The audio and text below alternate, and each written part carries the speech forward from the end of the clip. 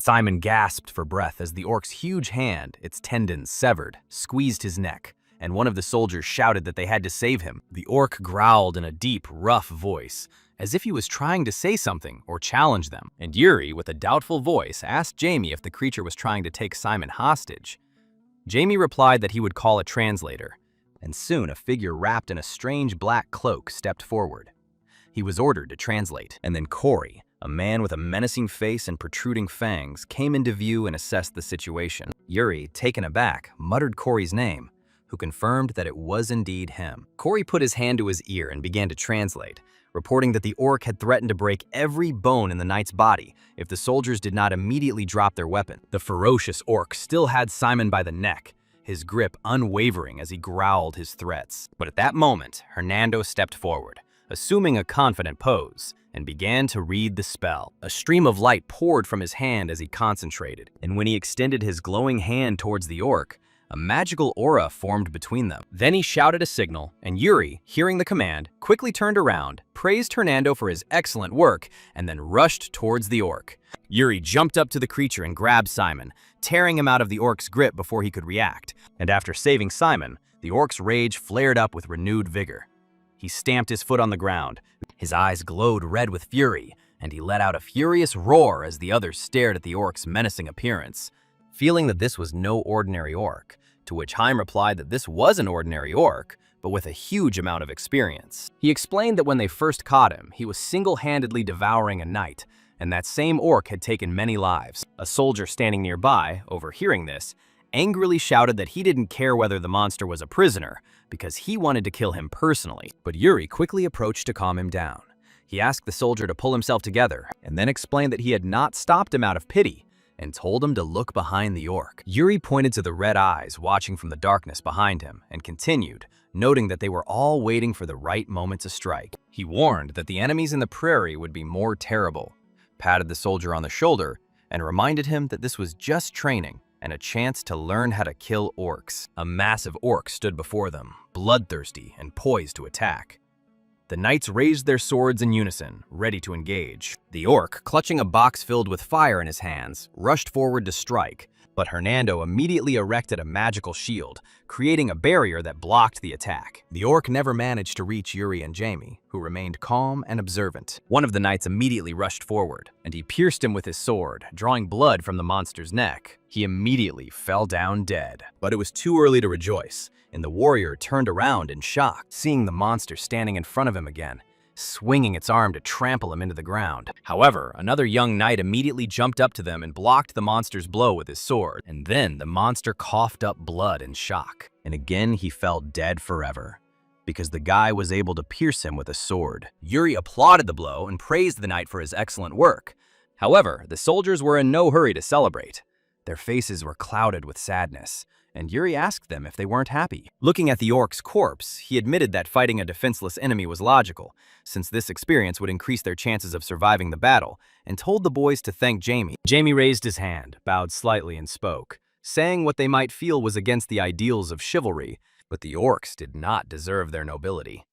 He turned and walked on, inviting them to follow him, and declared that he had something else he wanted to show them. What they had just encountered was just a simulation, and he explained that far worse things had happened in the orc camps. After a short walk, the squad stopped in front of another basement, and Jamie turned to Yuri, saying that what they were about to see was the result of those very horrors. Yuri's expression turned serious as one of the soldiers gasped in shock and asked what exactly they were looking at. They were half-orcs. Yuri frowned as he looked at them and noticed that there were more of them than he expected. Jamie confirmed this, adding that their creation was far from a simple process. While Simon, standing nearby, watched the spectacle in horror, Jamie explained that the orcs were capturing humans and treating them like toys, and what they saw now was the result of this so-called fun. And then Yuri directly asked Jamie if he hated orcs. Jamie's gaze changed, and his tone became hard with hatred as he confirmed this, declaring that he would hate them for the rest of his days. Yuri watched Jamie silently with an unreadable expression on his face. Then he touched the sword at his belt, noticing its calm in the face of horror. He reflected that everyone has an unforgivable enemy, and for him, that enemy was the Empire. For Jamie, these were clearly orcs, since Yuri had heard that he had once found the corpse of his son in an orc village. That image must still haunt him, just as Yuri himself could never erase the image of his kingdom's destruction from his memory. Soon morning came, and the sunlight flooded the castle. Yuri stood admiring the view when the denunciation arrived. Jamie arrived with Cory standing next to him, and Jamie said that Yuri should take Cory with him. Yuri recognized him and noted that it was Cory he saw yesterday in the basement, and Jamie confirmed this and introduced Cory by name. Yuri admitted that being able to speak the Orcish language was a valuable skill, and then Cory stepped forward excitedly, saying that he had something important to say. But Yuri raised his hand, ordering him to stop, and replied that he already knew everything.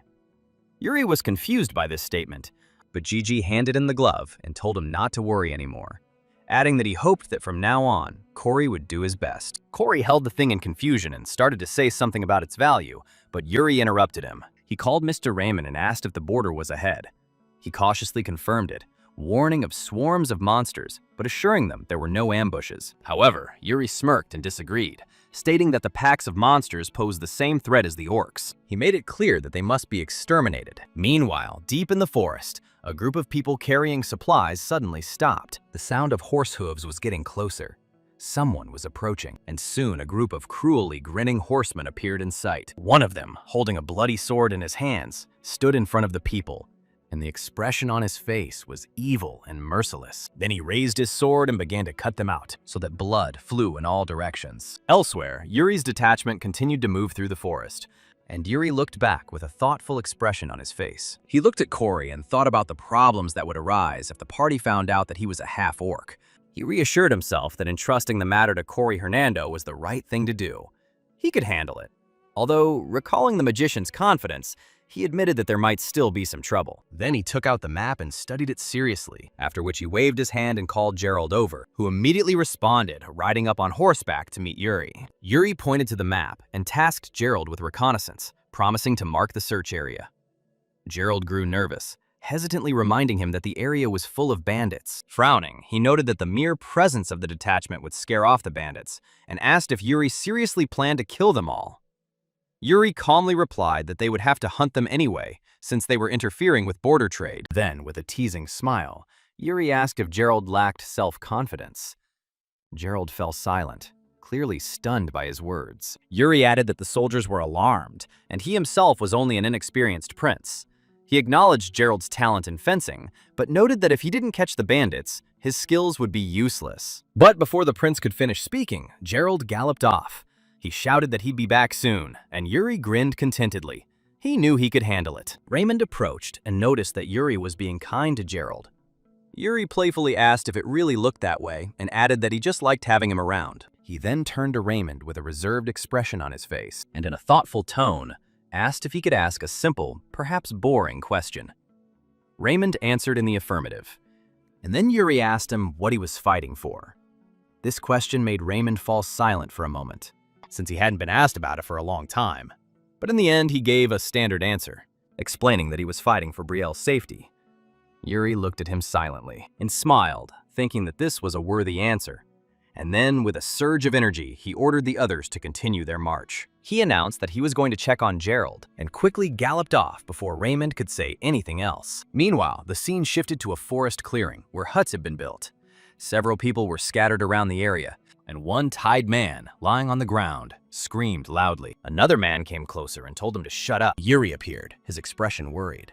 Holding a knife, he warned the man not to do anything stupid if he valued his life. Gerald scanned the area with binoculars and reported that they had found what they were looking for. It was a robber's den, for which Yuri praised him, noting that he had done an excellent job. He then interrogated the man he had captured, asking if there was anyone nearby and if he was the only one patrolling. The man nodded quickly, confirming that it was true, while Yuri silently watched him, narrowing his eyes. When I noticed the glint of the necklace on his neck, he reached out and ripped the necklace off, startling the man, who screamed in panic. And Yuri, picking up the little thing, asked what it was and whether it belonged to him. The robber dryly replied that no, explaining that the leader had ordered them to wear it while patrolling. And hearing this, Yuri prepared to draw his sword, asking if this object was some kind of artifact, perhaps enchanted. The man, now frightened, insisted that he knew nothing, and Yuri stood coldly in front of him, declaring that in that case, there was no choice. Then he turned away and laughed, adding that he would just have to catch the leader and ask him directly. and by this time, the sky had already noticeably darkened. Hiding behind a tree, Yuri quietly watched the camp when Gerald, who had arrived, called out to him and reported that following Yuri's orders, they had stationed troops along the bandits' escape routes. He also reported that scouts had been sent out to assess their strength, to which Yuri smiled contentedly and asked if the rest of the squad would cope if he caused chaos. Gerald, confused, asked what the prince meant, but Yuri, without saying another word, mounted his horse, gave the signal to advance, and noted that if they were late, there would be no enemies left to fight. Gerald stood in shock as Yuri galloped away, shouting orders to attack, and the still stunned knight tried to stop him because it was dangerous to go further. But Yuri, in his excitement, galloped forward, leading the attack, and his voice, along with the clatter of hooves, echoed throughout the robbers' lair. Inside, the robbers heard a commotion and looked at each other in confusion. Asking what the noise was, another man carrying food looked worried. A moment later, Yuri, sword in hand, charged in on horseback, tearing through the group of bandits with force.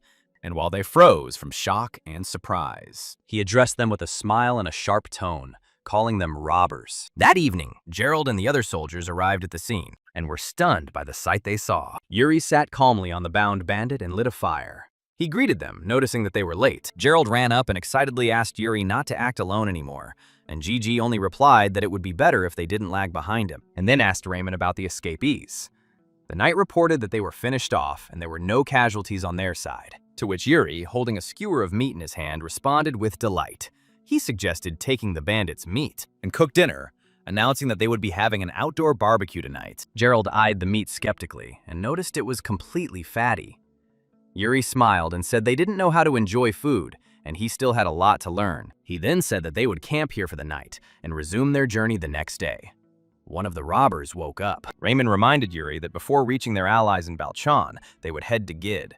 He noted that they could encounter other armies there, as everyone was using the same road. Yuri quickened his pace and knocked out the bandit, asking which country exactly he was referring to, and Raymond replied that it was the Holy Nation. Yuri responded calmly, noting that this country was known for its holy magic, and added that if they turned out to be friendly, they would later be able to help with the treatment of their soldiers. Raymond, however, noted with doubt that friendliness was not at all guaranteed, explaining that he had heard that the commander of the Allied forces was the Princess of the Holy Nation. However, there were rumors that she was losing ground in the struggle for the throne and was desperately seeking military success to strengthen her claims, and no one can predict what she will do in this war. Prince Yuri Brielle rested his chin on his hand thoughtfully, pondering the mention of the Princess of the Holy Kingdom, and, sensing his concern, Sir Raymond suggested exploring her past in more detail. But Yuri simply smiled and brushed it off, saying that he would soon meet her face to face, and he looked up at the night sky, remaining completely unperturbed. The scene changed. The Allied rallying point at Balshad required a stop in Gida, an independent city that supplied the troops with provisions. Being under a separate jurisdiction, Gida maintained strict neutrality. Yuri warned that any failure would be punished under martial law, and ordered Raymond to convey to everyone that discipline was not negotiable. He agreed without hesitation. Troops were stationed outside the city limits with tighter controls. Yuri then stated that he would meet Lord Yeda himself, and inside the estate, the Lord greeted him with a smile, expressing his respect for meeting the third Prince of Brielle. Yuri thanked the Lord on Brielle's behalf for his assistance, but the Lord brushed aside the formalities and assured Yuri that they would fully support the alliance. At the table, the Lord praised Yuri's father for his battles with the orcs, and joked that they were probably shaking with fear with the prince's arrival. Yuri laughed lightly, promising to live up to this reputation. Suddenly, a servant quietly approached the Lord and whispered something in his ear, after which the Lord informed Yuri that the Princess of the Holy Kingdom had just arrived, and asked if he would like to meet her. Yuri immediately agreed, and soon after this, Princess Sibylla entered the room, accompanied by two knights. Her face was stern. Without a hint of warmth, she introduced herself by her title and ordered that she be called Sibyl Arsaint. The Lord stood up and greeted her as the second princess of the Holy Kingdom. She just looked coldly at Yuri and asked if he was one of the Lord's vassals, and before he could answer, she let him go, declaring that she had business with the Lord, and asked him to leave.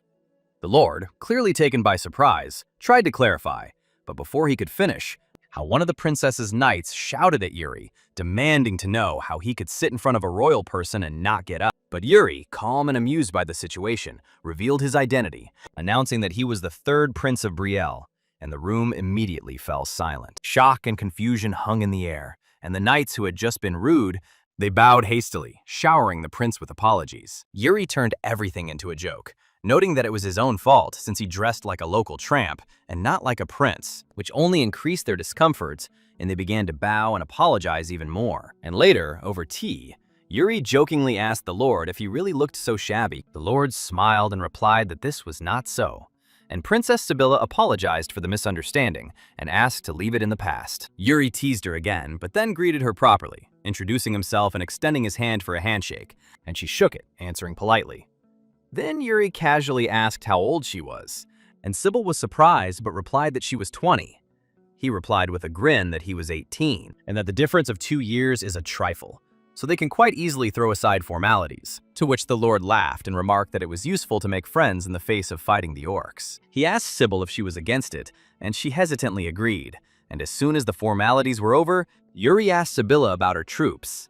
He noted that he hadn't seen any detachments en route, and she confirmed that they would arrive tomorrow. Yuri thoughtfully rubbed his chin and expressed hope that nothing bad would happen.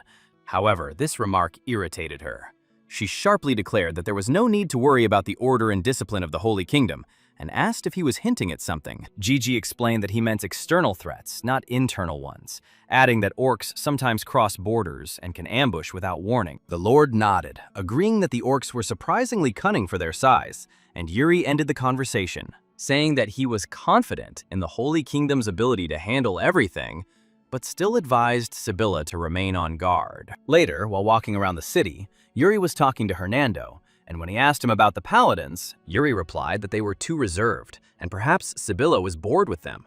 Hernando asked if he liked the princess, to which Yuri shrugged and replied that perhaps. He then pulled out the necklace he had taken from the bandits and asked Hernando if he was sure it was from these parts, to which the magician confirmed this, pointing out that such things are sold only in one place. Yuri asked if it was true that the necklace attracted orcs. Hernando replied that the bandit leader claimed that his aura drove the orcs into a frenzy, like a war drug. He added that it might be an artifact, but too crude to be effective.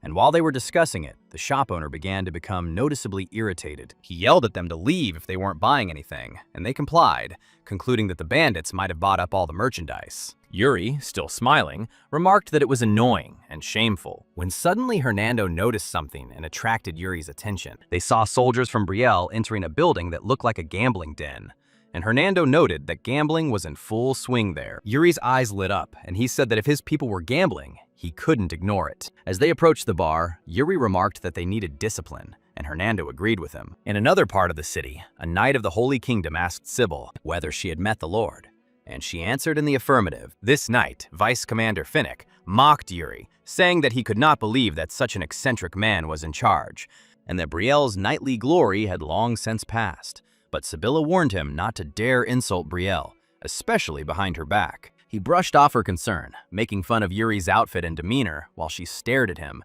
clearly expressing her displeasure. But Fennec persisted, declaring that he would not be surprised if after this campaign, Brielle was missing one prince. Finally, Sybil ordered him to stop.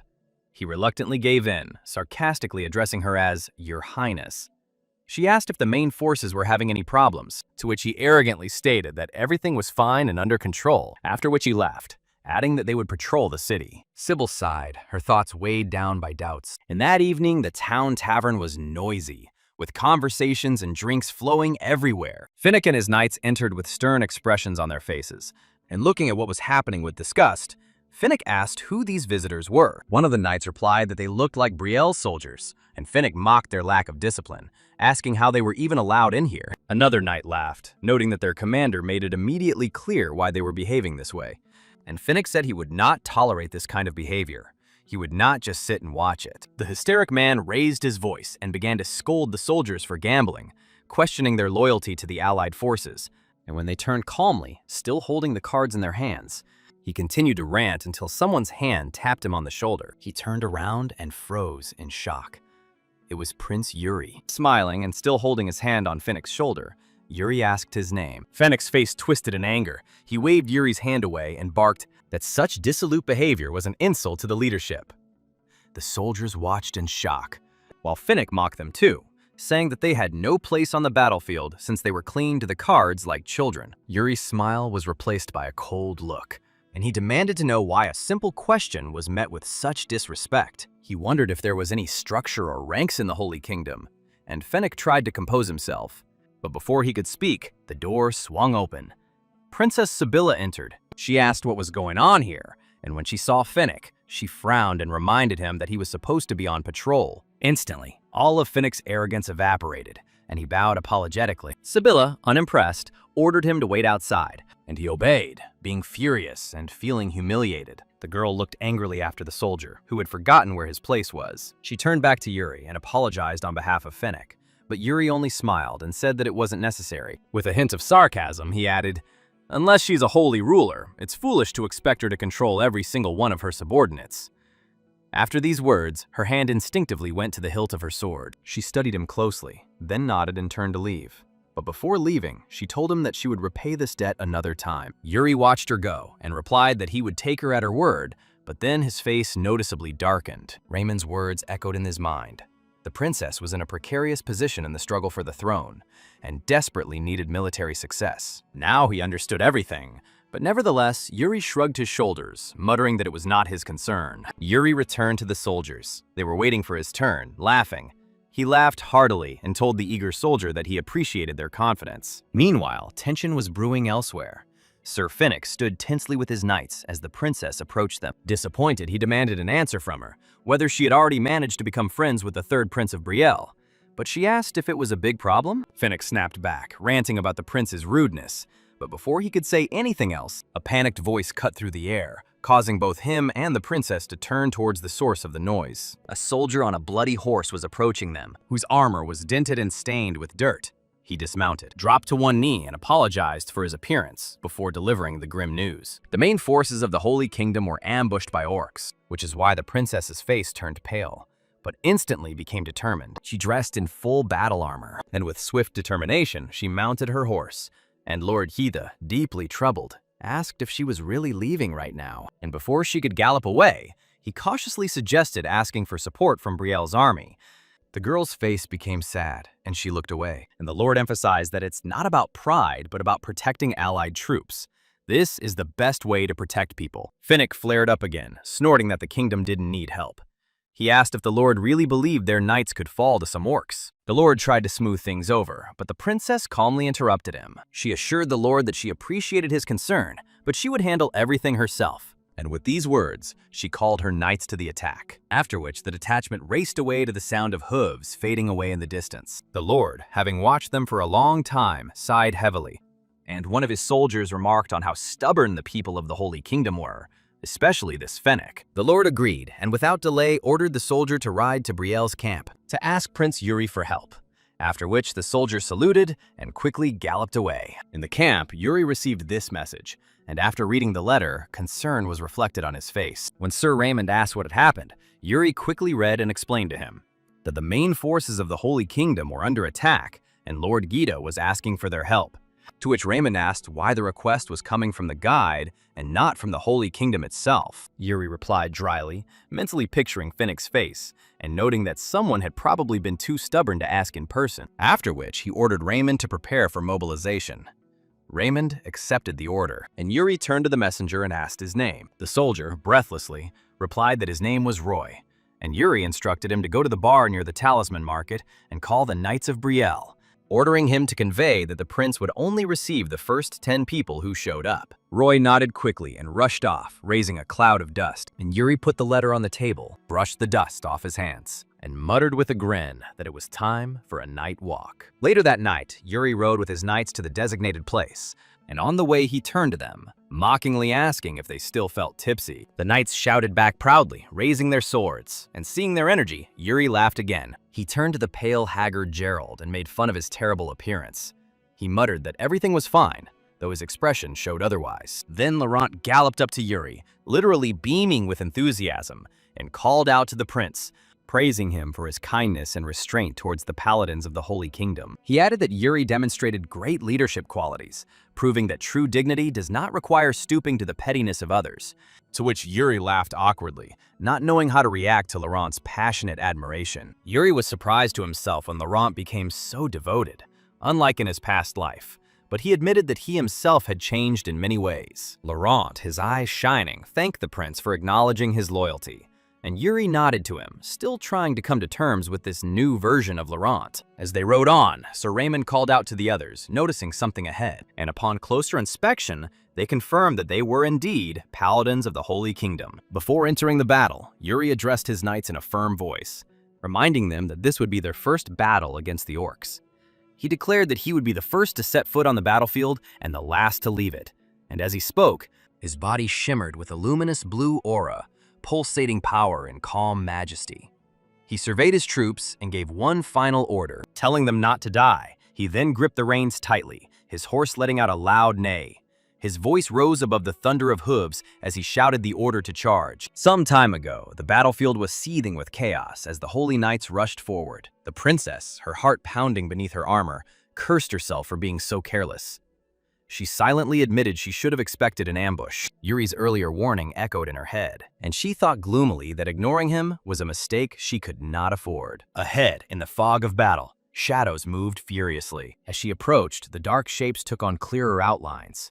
Her knights, locked in battle, surrounded each orc with a multitude of blades. Relief washed over her for a moment when she saw that the Holy Kingdom's flag was still flying. She turned to Sir Finnick and told him that they were heading straight for the enemy commander. He responded in agreement and immediately shouted out an order to the formation to go on the assault. The Holy Knights roared in response, raising their weapons high and charging forward. The princess clutched her cross tightly, her voice trembling as she whispered a prayer, begging the Lord for strength and admitting that they were afraid. Her horse began to glow with a soft white light. She raised her sword and ordered the advance to be accelerated. As they rode, they passed a skull embedded in the ground, covered in aura and rope. As they approached, the skull rose into the air, its eye sockets glowing ominously red, emitting a malevolent purple aura. Suddenly, a magic circle flared up brightly and ominously under the hooves of their horses. The ground beneath them collapsed.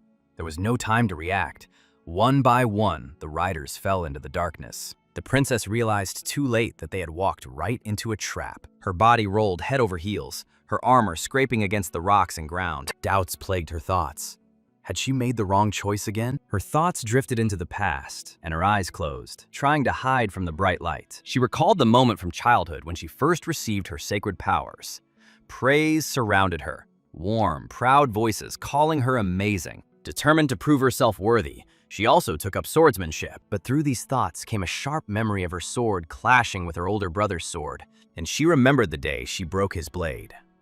In that moment, she realized that trying to combine holiness and martial valor had been her greatest mistake. Her brother, feeling his claim to the throne threatened, sent her to the battlefield. He spoke of divine will and how the battle here would cleanse her soul. Now she knew it was a lie. Lying on her back, covered in bruises and in complete pain, she hissed that it was all bullshit. Now, lying at the bottom of the pit, she knew that he simply wanted her dead. Around her, wounded soldiers struggled to get to their feet. She barely managed to get up and gave the order to concentrate. But then, looking at her armor and sword, she noticed a slippery black liquid stuck to them. Her face turned deathly pale. It was oil. She looked up to see orcs surrounding them with flaming torches. One of them raised his torch high, and the light of its flame flared up in the girl's eyes, while the monster himself looked contentedly at the people who had fallen into his trap. Her thoughts whirled. Ambush, traps, fire. What could she even do now, and how was she supposed to survive this? Overwhelmed with terror, she wondered why she had endured everything up to this point, only for it to end like this. Then a voice called out to her. She opened her eyes just in time to see the cleanly severed head of an orc fly through the air. The voice came again, mockingly asking if it was really so hard to just ask for help. There stood Yuri with a torch in his hand, casually wiping blood from the blade of his sword.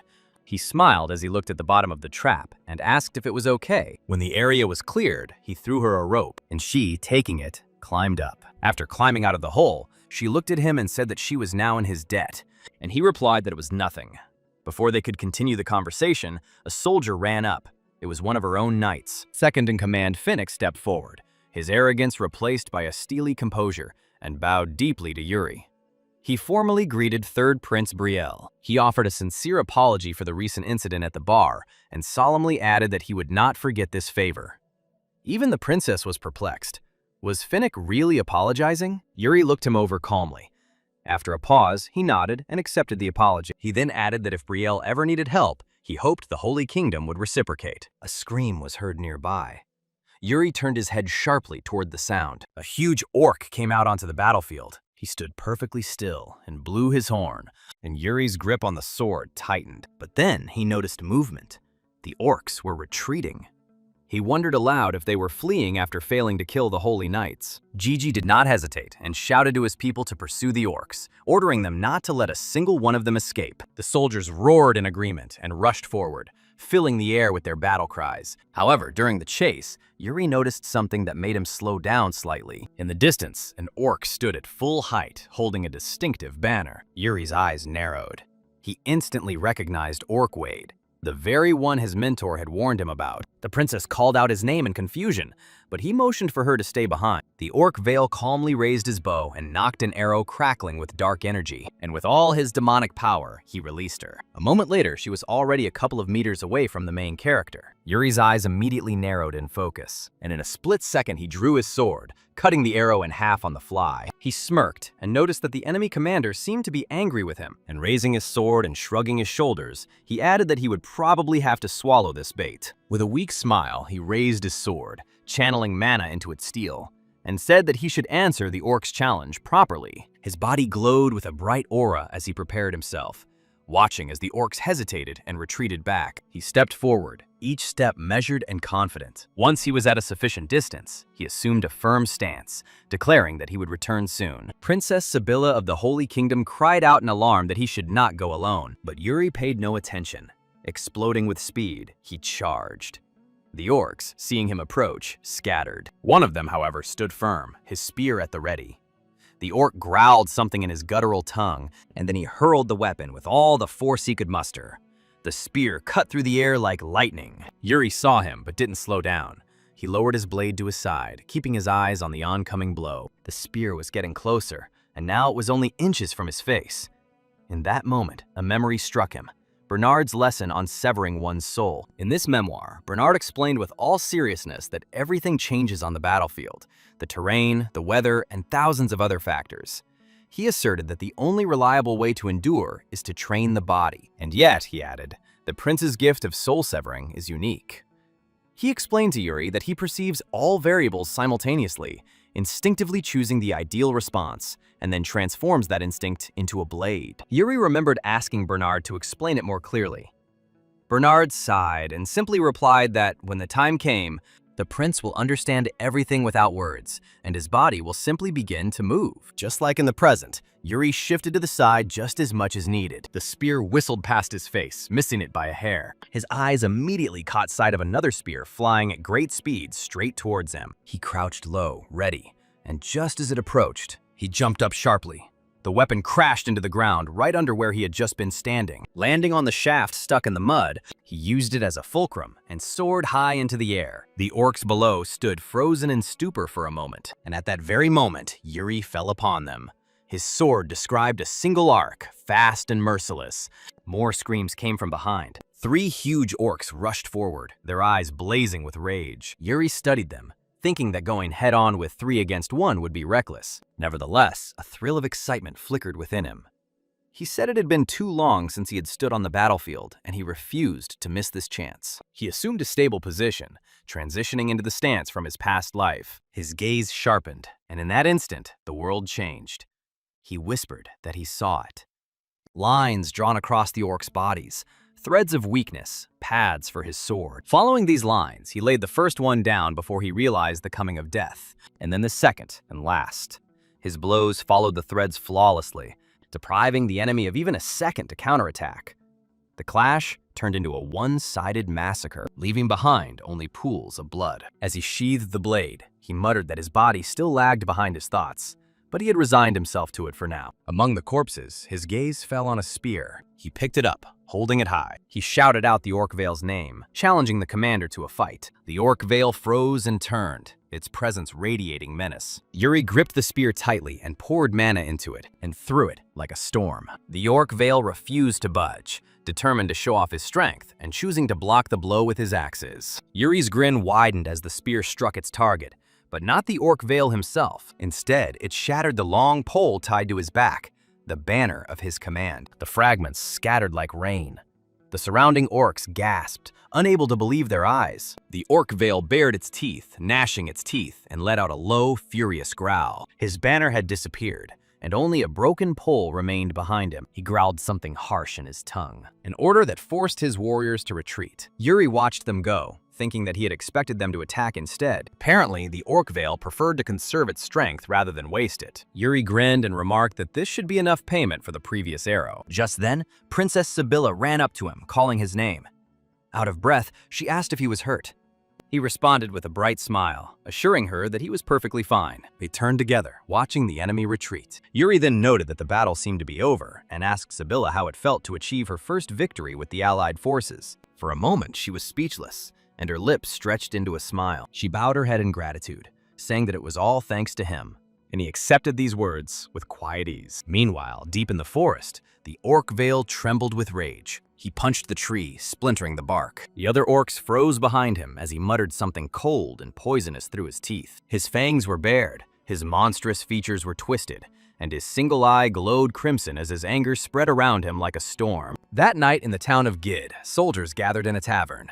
Some sat outside and drank, while inside, the hall was bustling with knights and retainers, drowning themselves in ale. Sir Jared was in the very center, recounting the battle in the forest. He claimed the prince rushed forward and even intercepted the torch thrown into the pit, describing the moment with sweeping hand movements.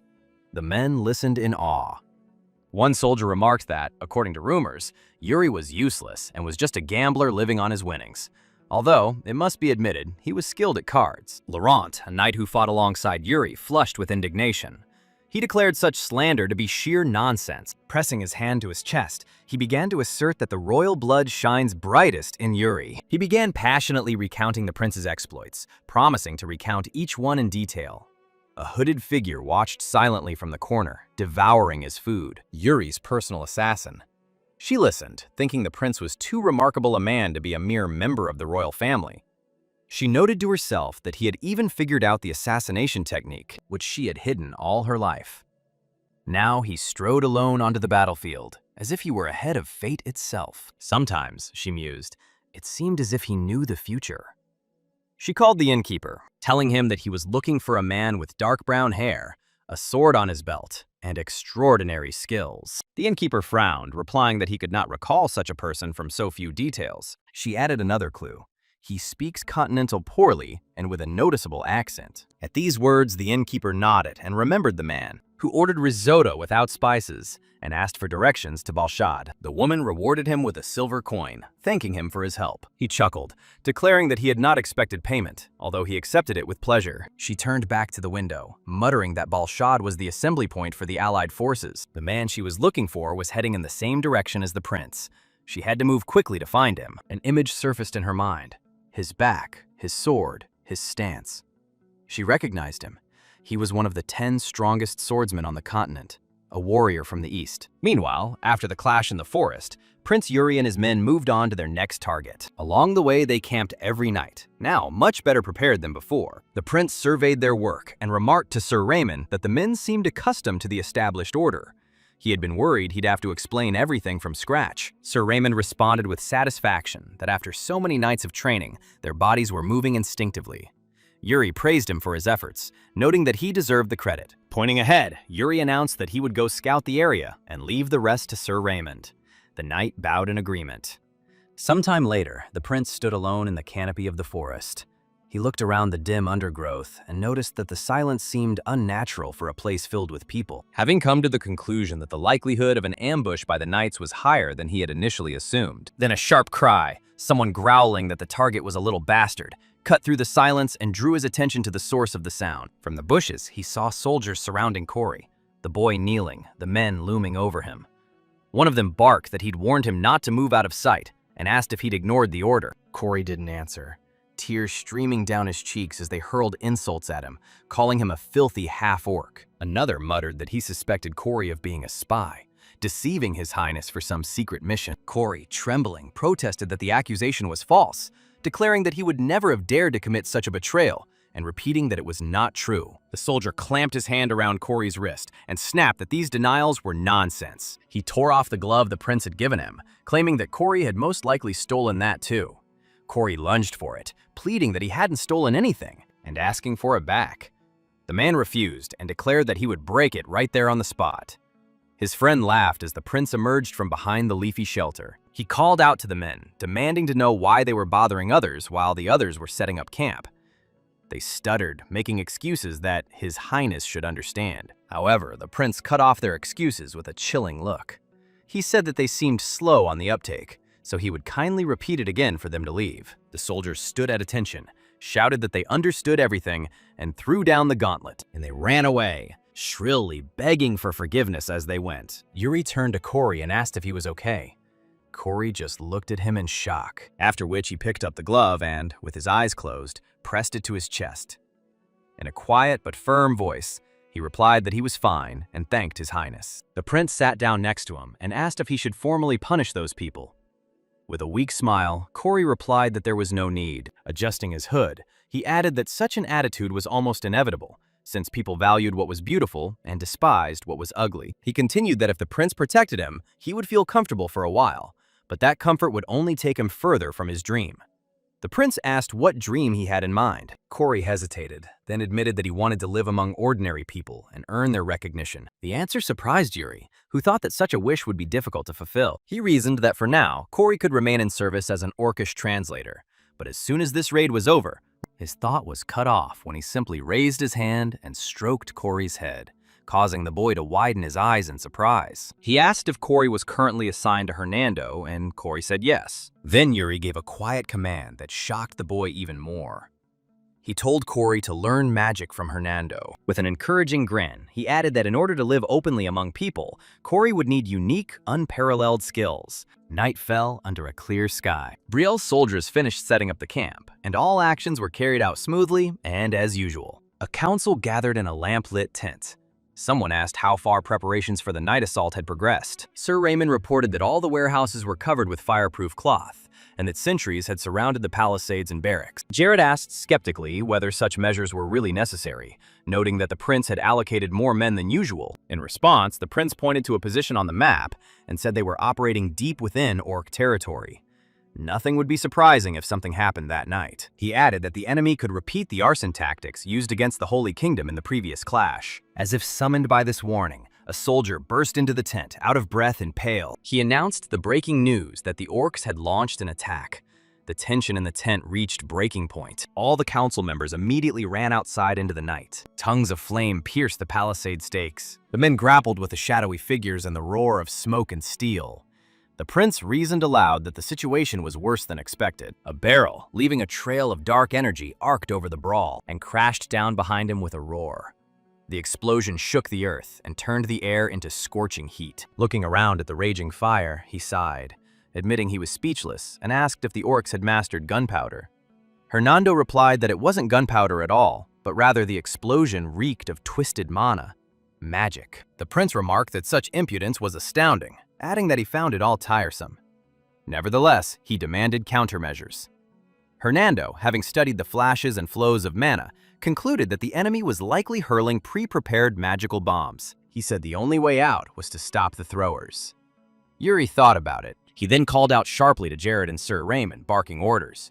He told them to split up and take command of their respective squads. He filled the blade with blue mana and added that in the meantime he would go and meet with the architect of this spectacle, allowing the radiance to spread through his limbs until he himself was cloaked in azure light. He asked Hernando which direction the magic was coming from.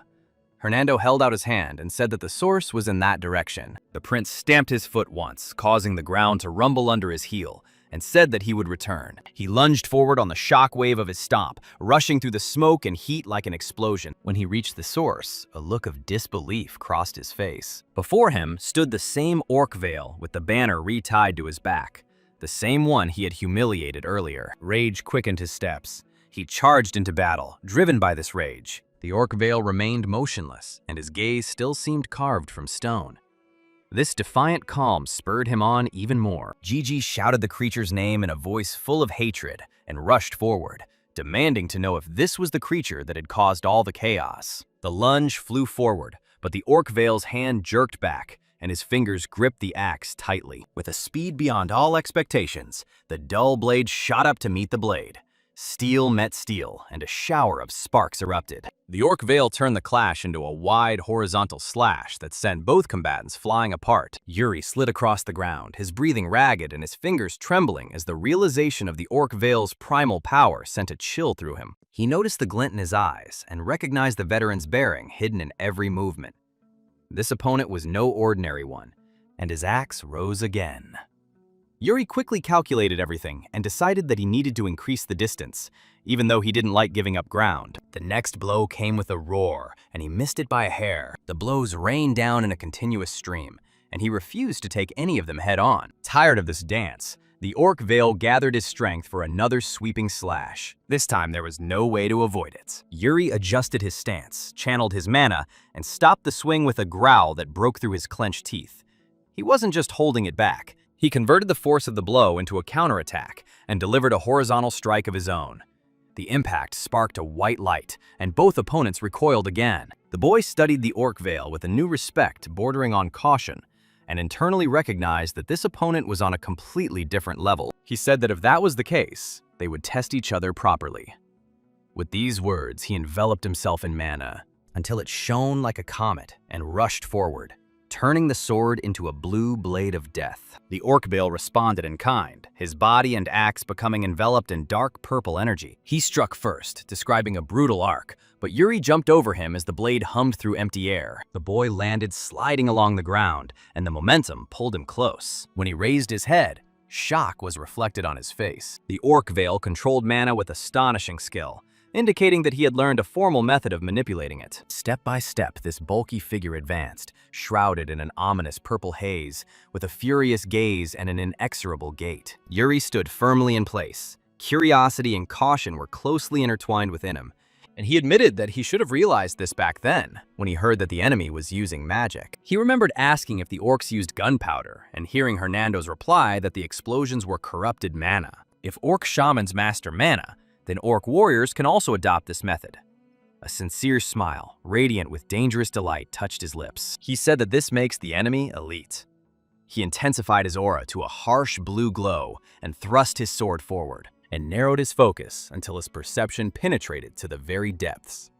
He activated the soul severing, and the world was divided into lines, bright trajectories drawn across the bodies of the orc veil, where every stroke called for a blow. The orc veil struck first, his axe a blur, destined to cleave the prince in two. Yuri ducked under the blow with practiced calculation, rising with his eyes ablaze with focused mana. A smoky glint rippled across his sword as it moved with incredible speed, and he thought the breach in the defense was his now. The metal met flesh sharply and decisively, and he plunged the tip into the creature's throat. But the orc veil didn't fall. He grabbed the stuck blade with a hand slippery with blood. His gaze burned with a furious dark red light, and he gripped the steel tightly, preventing Yuri from moving. He tensed and tried to drive the sword deeper, but the blade wouldn't budge. With a cold shudder, he realized the creature had flooded his throat with mana to soften the blow. The creature burst into mocking laughter, still choking on his blade, and raised her axe high to cut down the prince while he was chained. Yuri twisted, and the blade sank into the orc's palm. He jerked the weapon towards himself. The sword cut through his knuckles, and they fell off. The grip loosened, and the steel was released. The orc veil howled, but did not retreat. He shifted the axe to his other hand and delivered a wild, deadly, arcing blow that nearly took Yuri's head off. He dodged a moment too late, and noticed a thin streak of blood seeping down his shoulder from the blade that had whizzed past. Gigi ignored the burning sensation and allowed a confident smile to appear on his face, deciding that a run-of-the-mill attack would never crush this enemy. Yuri said that if that's the case, they'll fight in earnest.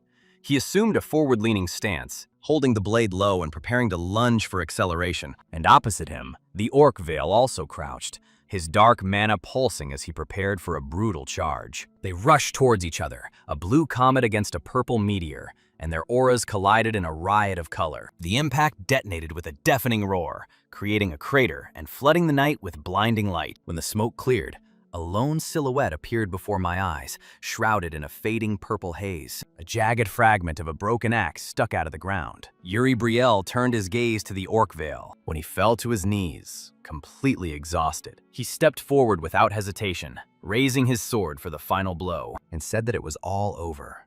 He thrust the blade down. The blow pierced the flesh, and blood sprayed like a fan across the dug-up earth. The orc veil fell flat, and Yuri was on top of it for a moment, before stepping aside. His heel darkened with dried blood. He wrenched the sword free, and another splash of blood followed the steel. The creature's limbs trembled, signaling the fading spark of life. He studied this trembling, and a new calculation matured in his head. He decided that the elite must possess important knowledge, and considered it wasteful to cut off this knowledge here. While he was wiping a streak of blood from his cheek, knights ran up to him, their voices tense with anxiety. Sir Raymond asked if he was wounded. Jared stuttered at what he saw, calling the orc veil by name in disbelief. Yuri replied that he was fine and immediately asked about the state of the camp. Sir Raymond reported that most of the enemy had already been destroyed. Relief eased the prince's shoulders. He said that was good, then ordered Raymond to gather the surviving orcs and bring the orc veil back with him. He looked at the fallen creature with cold contempt and added that from now on they would begin a thorough study of their enemies. The camp was in motion. Braziers flared in the darkness as the squads reformed their ranks. A platform was set up for the prince. Hernando stood behind him, examining the cut on his shoulder. He advised him to stretch his arm to avoid long-term consequences. The green light healed the wound. The prince muttered that there was no time for nitpicking, as it was the result of a recent battle. Hernando chuckled. Even the orcs had made him sweat. Yuri's eyes narrowed, and he began to respond with a low growl, but the healing light faded before the argument could escalate. Hernando stepped back and said the treatment was complete, adding with obvious relief that it was nothing serious. Yuri gave one satisfied pat on the shoulder and said okay, but then paused when Hernando raised his hand. Clapping his hands loudly twice, Hernando called the soldiers and told them to bring something. Two men dragged a heavy object and dropped it on the ground with a dull thud, a field commander's chair designed to convey majesty. Hernando proudly presented it and said that the interrogation would take place while the prince sat in all his majesty. Noting that a carpenter from their ranks quickly coped with this idea. A look of surprise flashed across Yuri's face, but he pulled himself together. He allowed himself a faint smile and said that since it had already been done, it would be impolite to refuse. He settled into the seat, finding it disconcertingly comfortable, and admitted under his breath that it was not bad at all, while Hernando stood behind him with a satisfied look. The prince's expression became stern. He straightened up, raised his hand, and announced that the interrogation was beginning. So the guy ordered his men to bring in the prisoners one by one. Brielle's knight pulled the orc forward and plunged his head into a cauldron of fire. A scream pierced the knight's silence. When the knight pulled his head back, the orc's face was a blistered mask, after which the body went limp and gave up the ghost. Fear gripped the line of captives. Yuri noted their horror and said in an icy voice that each would have only one chance to answer honestly. He asked who gave the order to ambush the knights. One of the orcs spat out a furious reply. Corey stepped forward to translate, but Yuri raised his hand and said that he already understood that it was just an insult. Then he waved his brush. Jared stepped forward with an expression colder than steel, grabbed the rope around the orc's neck, and dragged the intruder toward the fire, and plunged his head into the flames until the screams stopped. Panic distorted the remaining faces. Even Hernando and Corey stood stunned, speechless at the sheer efficiency. The imperturbable prince repeated that he would ask only once. A dagger of water attribute mana rose up from his sign and hovered above him, spinning slowly. He promised that mercy would be swift if the answers were clear. The blade, at his will, spiraled downward and pierced the smoking corpse, extinguishing the last tongues of flame. A terrible act of kindness. Jared's eyes widened in shock at the sight. Yuri ordered him to drag the body aside. Another orc blurted out something in his language, and the prince, looking at him, asked Corey what exactly had been said. Corey replied that these prisoners were ordinary soldiers and that they knew nothing. Pointing at the bound orc, he stuck out his tongue contemptuously and continued. Corey took this to mean the order came from that monster, Orkwall, and begged for mercy, punishing the orc in his place. The orc froze in betrayal. Yuri laughed briefly, noting that he appreciated the effort. He walked up close to the elite warrior and looked straight into his eyes, asked if the attack had been carried out on Orkva's orders. This game suddenly broke into the ensuing silence. Brielle's soldiers exchanged puzzled glances, whispering among themselves that they had never heard of anything like this. The prince ignored them, thinking of Orkva, the orc king who had created this alliance. In his past life, this butcher had destroyed countless knights. He was once again convinced that this was an enemy that must be wiped off the face of the earth at any cost. Corey approached and conveyed that the vile orc begged for leniency if he answered honestly. Yuri replied that he gave his word. Yuri conveyed this, and a wave of calm swept through the circle. A moment later, Cory turned around, his face white with fear, and announced that the vile orc demanded an oath. Yuri's eyes widened. Cory explained what the creature was talking about, that breaking an oath is considered a disgrace that destroys honor to the ground. The prince's interest was piqued even further. He called the idea intriguing. That an orc who worshipped strength could speak the language of honor was astonishing, and then the prince solemnly declared that he would take the oath. Jared protested in a raised voice. Asking what would happen if this were followed by the release of the prisoner, the prince replied that they would sort it out and told him to calm down. He returned to the prisoner and asked again about Orqua. Cory confirmed that the order had been conveyed by the leader of the vile orc tribe, having received instructions from the king himself. The prince asked how the enemy knew the allies' route. Cory reported that, according to the vile orc, Orqua has its own way, although the creature itself does not know it. Jared raised his hand to intervene, saying that this meant Orqua had found out their route and was setting up an ambush. The prince agreed with a tired sigh, adding that the disaster in the Holy Kingdom most likely followed the same pattern. He asked the last question. What is the measure of Orqva's power? The vile orc stared at him and then bared his teeth, and that expression turned into a manic laugh. He croaked out a response that made Cory shudder. He stuttered that even a dozen of such elite warriors would be nothing in front of Orqua, and, shuddering, added, the vile orc swears that Orqua is more ferocious and stronger than any living creature. The soldiers' nerves began to fail. The prince noticed this and addressed them, saying that Orqua might be a formidable opponent, but knowing this fact was already strength. He put his hand in his pocket and told the prisoner that people were much more vicious and cunning than he imagined. Taking out the artifact, he allowed its glow to play before the orc's eyes, while a sinister smile twisted his mouth. He repeated that humans were superior to this creature in malice and cunning. The orc thrashed in his bonds, and a line of soldiers cried out that he was breaking free, while the steel left its scabbard with a soft, ringing sound. The vile orc stamped his feet, searching for support and tearing at his shackles, and rushed forward with his fist raised. Someone shouted for him to stop. Yuri only watched with a fox-like grin as the knights rushed to intercept. Laurent was among them, his blade poised at the ready, his gaze frosty cold. The prince said, almost regretfully, that the prisoner spoke of honor, but proved himself unworthy of it. The orc froze, realizing that any movement now meant death. The prince turned away and ordered the creature to be killed. Laurent responded without hesitation, his sword cutting a crimson streak across the creature's chest.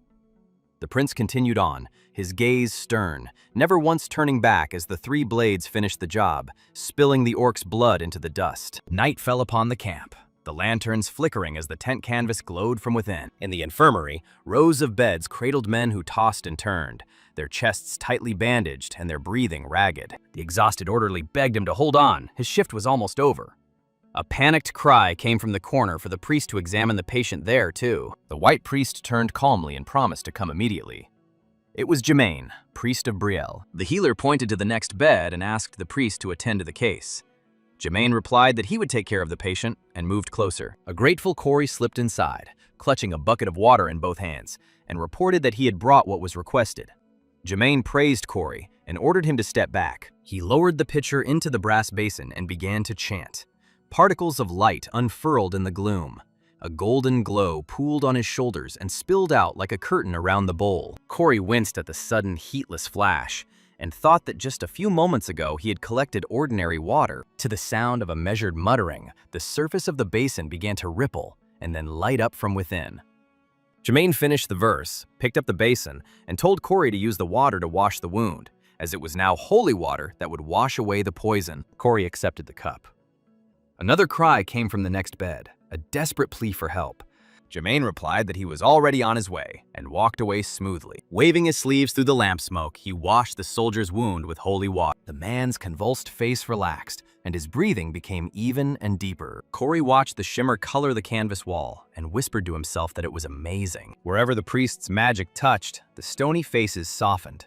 Cory, his eyes wide, gasped, "This must be real magic." The dawn painted the mountains in purple and pink tones. Outside the supply tent, the worst chaos had subsided. Hernando noted that things seemed to have calmed down a bit. The priest thanked him for his assistance and said that Duke Hernando's efforts had been a blessing. Hernando turned to the hooded youth and added that Cory had worked hard too. Corey ducked his head and insisted he'd done next to nothing. Jermaine remarked that it was a relief that the casualties were so light, to which Hernando replied without a hint of humor that it was only because the real battle had not even begun yet. The priest's gaze became serious, and he said that something far more terrifying was surely waiting ahead, after which he whispered a short prayer. Hernando nodded towards the fire pit and countered that the journey ahead would not be one of pure horror. When Jermaine asked what he meant, the Duke pointed to the camp itself. Around the fire, a lute played a melody, and exhausted men clapped in time, touching shoulders and raising their goblets. Hernando said that even after a dangerous fight, they can still heal each other's wounds and keep up their fighting spirit. Hernando raised 2 fingers and drew a spark that flew up. With a distinct click, he made it bloom in the night sky. A river of aurora unfolded. Green and blue curtains glided across the stars, washing the tents and faces with soft light. People gasped and laughed. The musician's song grew louder. Hernando watched the enthusiasm grow and remarked that for such people, it was worth simply instilling a little strength in their hearts. Corey sat next to him, his eyes full of a light he never expected to see. After a brief silence, he addressed him as Lord Hernando. The Duke responded with a questioning grunt. Corey continued to squeeze his hands and carefully, but firmly, said that he wanted to learn magic. Hernando studied him carefully and repeated his request for training, and admitted that he had not heard such requests for a very long time. He tilted his head and asked why Corey was suddenly so keen on this. Corey rubbed the cuffs of the other man's gloves and explained that the prince had recommended that he try it, and also admitted that he wants to master magic to make people smile. Hernando, who was sitting next to him, agreed, noticing the hope in his eyes. And Corey said he just wanted to be able to do what Hernando could. The boy then added that a half-orc who used magic for the sake of others would be truly worthy of admiration, and this instantly made the kind little orc smile. Soon morning came. Banners fluttered, saddles creaked. The knights lazily guarded the perimeter, while the 3rd Prince of Brielle sat on a stone. A horseman came galloping up and called out to him as the men stood up, announcing that Imperial knights had arrived to see the prince. The prince raised his head and replied that he would, of course, receive them, and added that since their banner was flying right in front of their ranks, the visitors had clearly arrived intentionally, so they should be let in. The messenger answered in the affirmative and turned his horse. Boots crunched on the grass. The newcomers stopped and bowed, pressing their hands to their chests. Their leader paid his respects to the 3rd Prince of Brielle and introduced himself as Rufio Artem, an imperial knight and the 2nd son of Count Zini. The prince greeted them and asked if the empire had reached Beshard first. Rufio explained that they were the vanguard. Also, orcs have been spotted near Beshard and are transmitting a warning to nearby units. The prince's gaze moved to the man walking slightly behind him, and he asked about him. He touched his chest and bowed his head, apologizing for the late introduction, and added that at the moment he does not occupy the most honorable position. Recognition resonated inside him like an old trauma. The prince thought they had met again. He remembered that very sword from a life he would rather forget, and mentally named the man Graham Hartnell. The papers might have called him a knight of the Empire, but he himself admitted that he had lost the right to be called a knight, although he still showed respect to the 3rd Prince of Brielle. Memories rose from the darkness. In his past life, just to keep breathing, the prince clung to his title and pitiful position, begging this man for mercy. Leveling his voice, he greeted Sir Graham warmly.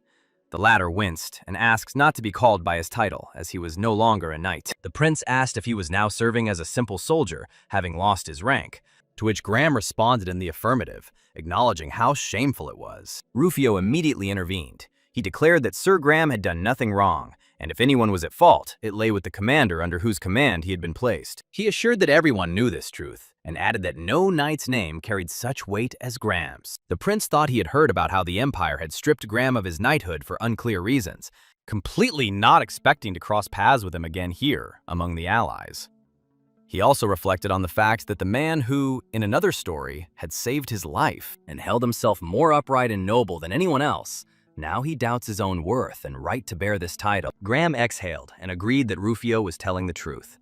The prince stepped forward and admitted that he had heard a lot about Graham for a long time and considered it an honor to meet him under these banners. Graham looked down and replied that this praise was too generous. The prince smiled softly. Raising his gauntleted hand, he said he called him that precisely because of his modesty. Finally, he bluntly suggested that Graham consider moving to Brielle. Graham was taken aback by the proposal and remained silent.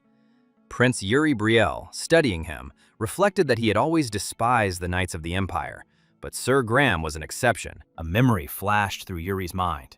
Once Sir Graham had spared him and allowed him to escape, although no one else would have done so. Remembering that act of mercy, Yuri realized that the knight must have had to bear the punishment alone. Returning to the present, the prince extended his hand and asked what Sir Graham thought of his proposal. He assured the knight that if he came to Brielle, he would be treated with honor and justice. The sincerity in the prince's words warmed Sir Graham's heart. He bowed deeply, showing respect, and apologetically declined the offer. Yuri smiled softly, replying that he respected his decision and did not expect anything else. Moments later, the prince stood alone, looking up. Before him loomed the colossal walls and gates of a vast fortress city. He acknowledged with awe that they had finally arrived. From this height, the city spread out across the plain. It was an allied stronghold, known as the Balchon. Turning excitedly to Hernando, he noticed that the place was much larger than he had imagined. The prince admired the enormous walls and wondered if magic had created them. He added that the Duke of Balchon's family had been producing sorcerers for centuries, and Hernando confirmed this. As they passed through the gate, Hernando warned him to remain alert. The prince frowned, wondering what he meant. Hernando, with a stern, alarmed expression, warned that if the prince let his guard down, he would be devoured. Perhaps not by beasts, but by the Mage Duke himself. Yuri thought about this, imagining some pompous old man with excessive pride and an excess of magic, and muttered that he had a bad feeling about this. Nevertheless, he spurred his horse forward, figuring that he would soon find out everything himself. Inside the Balchon, in a grand banquet hall, in the center of which a golden statue of a horse shone, aristocrats and soldiers were engaged in polite conversation. The doors swung open, and a woman with flowing red hair entered, introducing herself as Mary Rose Entree, Duchess of Balchon. Prince Yuri, sitting at his desk, he turned to Hernando in surprise and whispered that he wasn't an old man at all. Hernando leaned closer and whispered that there had been a recent change in management. Mary Rose approached the prince, expressing her joy at meeting him and his knights. Sitting down, she asked if he was really the third prince of Brielle. He simply nodded, replying with a straight face that he was in command of Brielle's forces. Mary smiled playfully, adjusting her hair, and noticed that he was as handsome as she had heard. She asked how old he was, and he answered in an even tone that he was 18. The girl leaned closer with interest, noting that he was only 4 years older than her, so they might have something to talk about. He replied that he wasn't sure. While she tried to charm him with her beauty, the prince silently looked at her, thinking that she skillfully used charm to manipulate people. Gigi recalled bitter memories of such individuals, and told himself that, whatever their motives, he could not look upon them favorably. He told her that age meant little, and that friendship depended on shared values, not background or gender. Mary feigned surprise. Then she smiled slyly, biting her lip as if she was amused. She asked if he really saw things that way, after which she suddenly stood up, attracting everyone's attention. With a bright smile, she pointed to the prince and his men, announcing that they were the prince and knights from the kingdom of Brielle, who will soon fight alongside them against a common enemy. She suggested that everyone take a little time to get to know each other better. Jared whispered to Hernando, wondering why she was putting on such a show. Hernando chuckled softly and looked at the woman more closely, and then he replied that there was probably nothing serious about it. She just liked making acquaintances. Jared, still puzzled, asked about Bruzen, the country she had mentioned. The prince replied that Bruzen was a small country by the ocean, famous for its sailors, stubborn and strong people. While they were talking, a group of people approached the prince. One of them, holding a bottle of wine, addressed him as the Prince of Brielle and introduced himself as Jonathan Eagle, commander of Bruzen. Jonathan poured wine into the prince's cup, expressing a desire to treat him to a drink. The prince thanked him with a smile, although he looked at the wine with hidden suspicion. He noticed that this was unexpected, asked if it was really wine, and then added mockingly that such refined alcohol was hardly suitable for a backwater like Bruzen.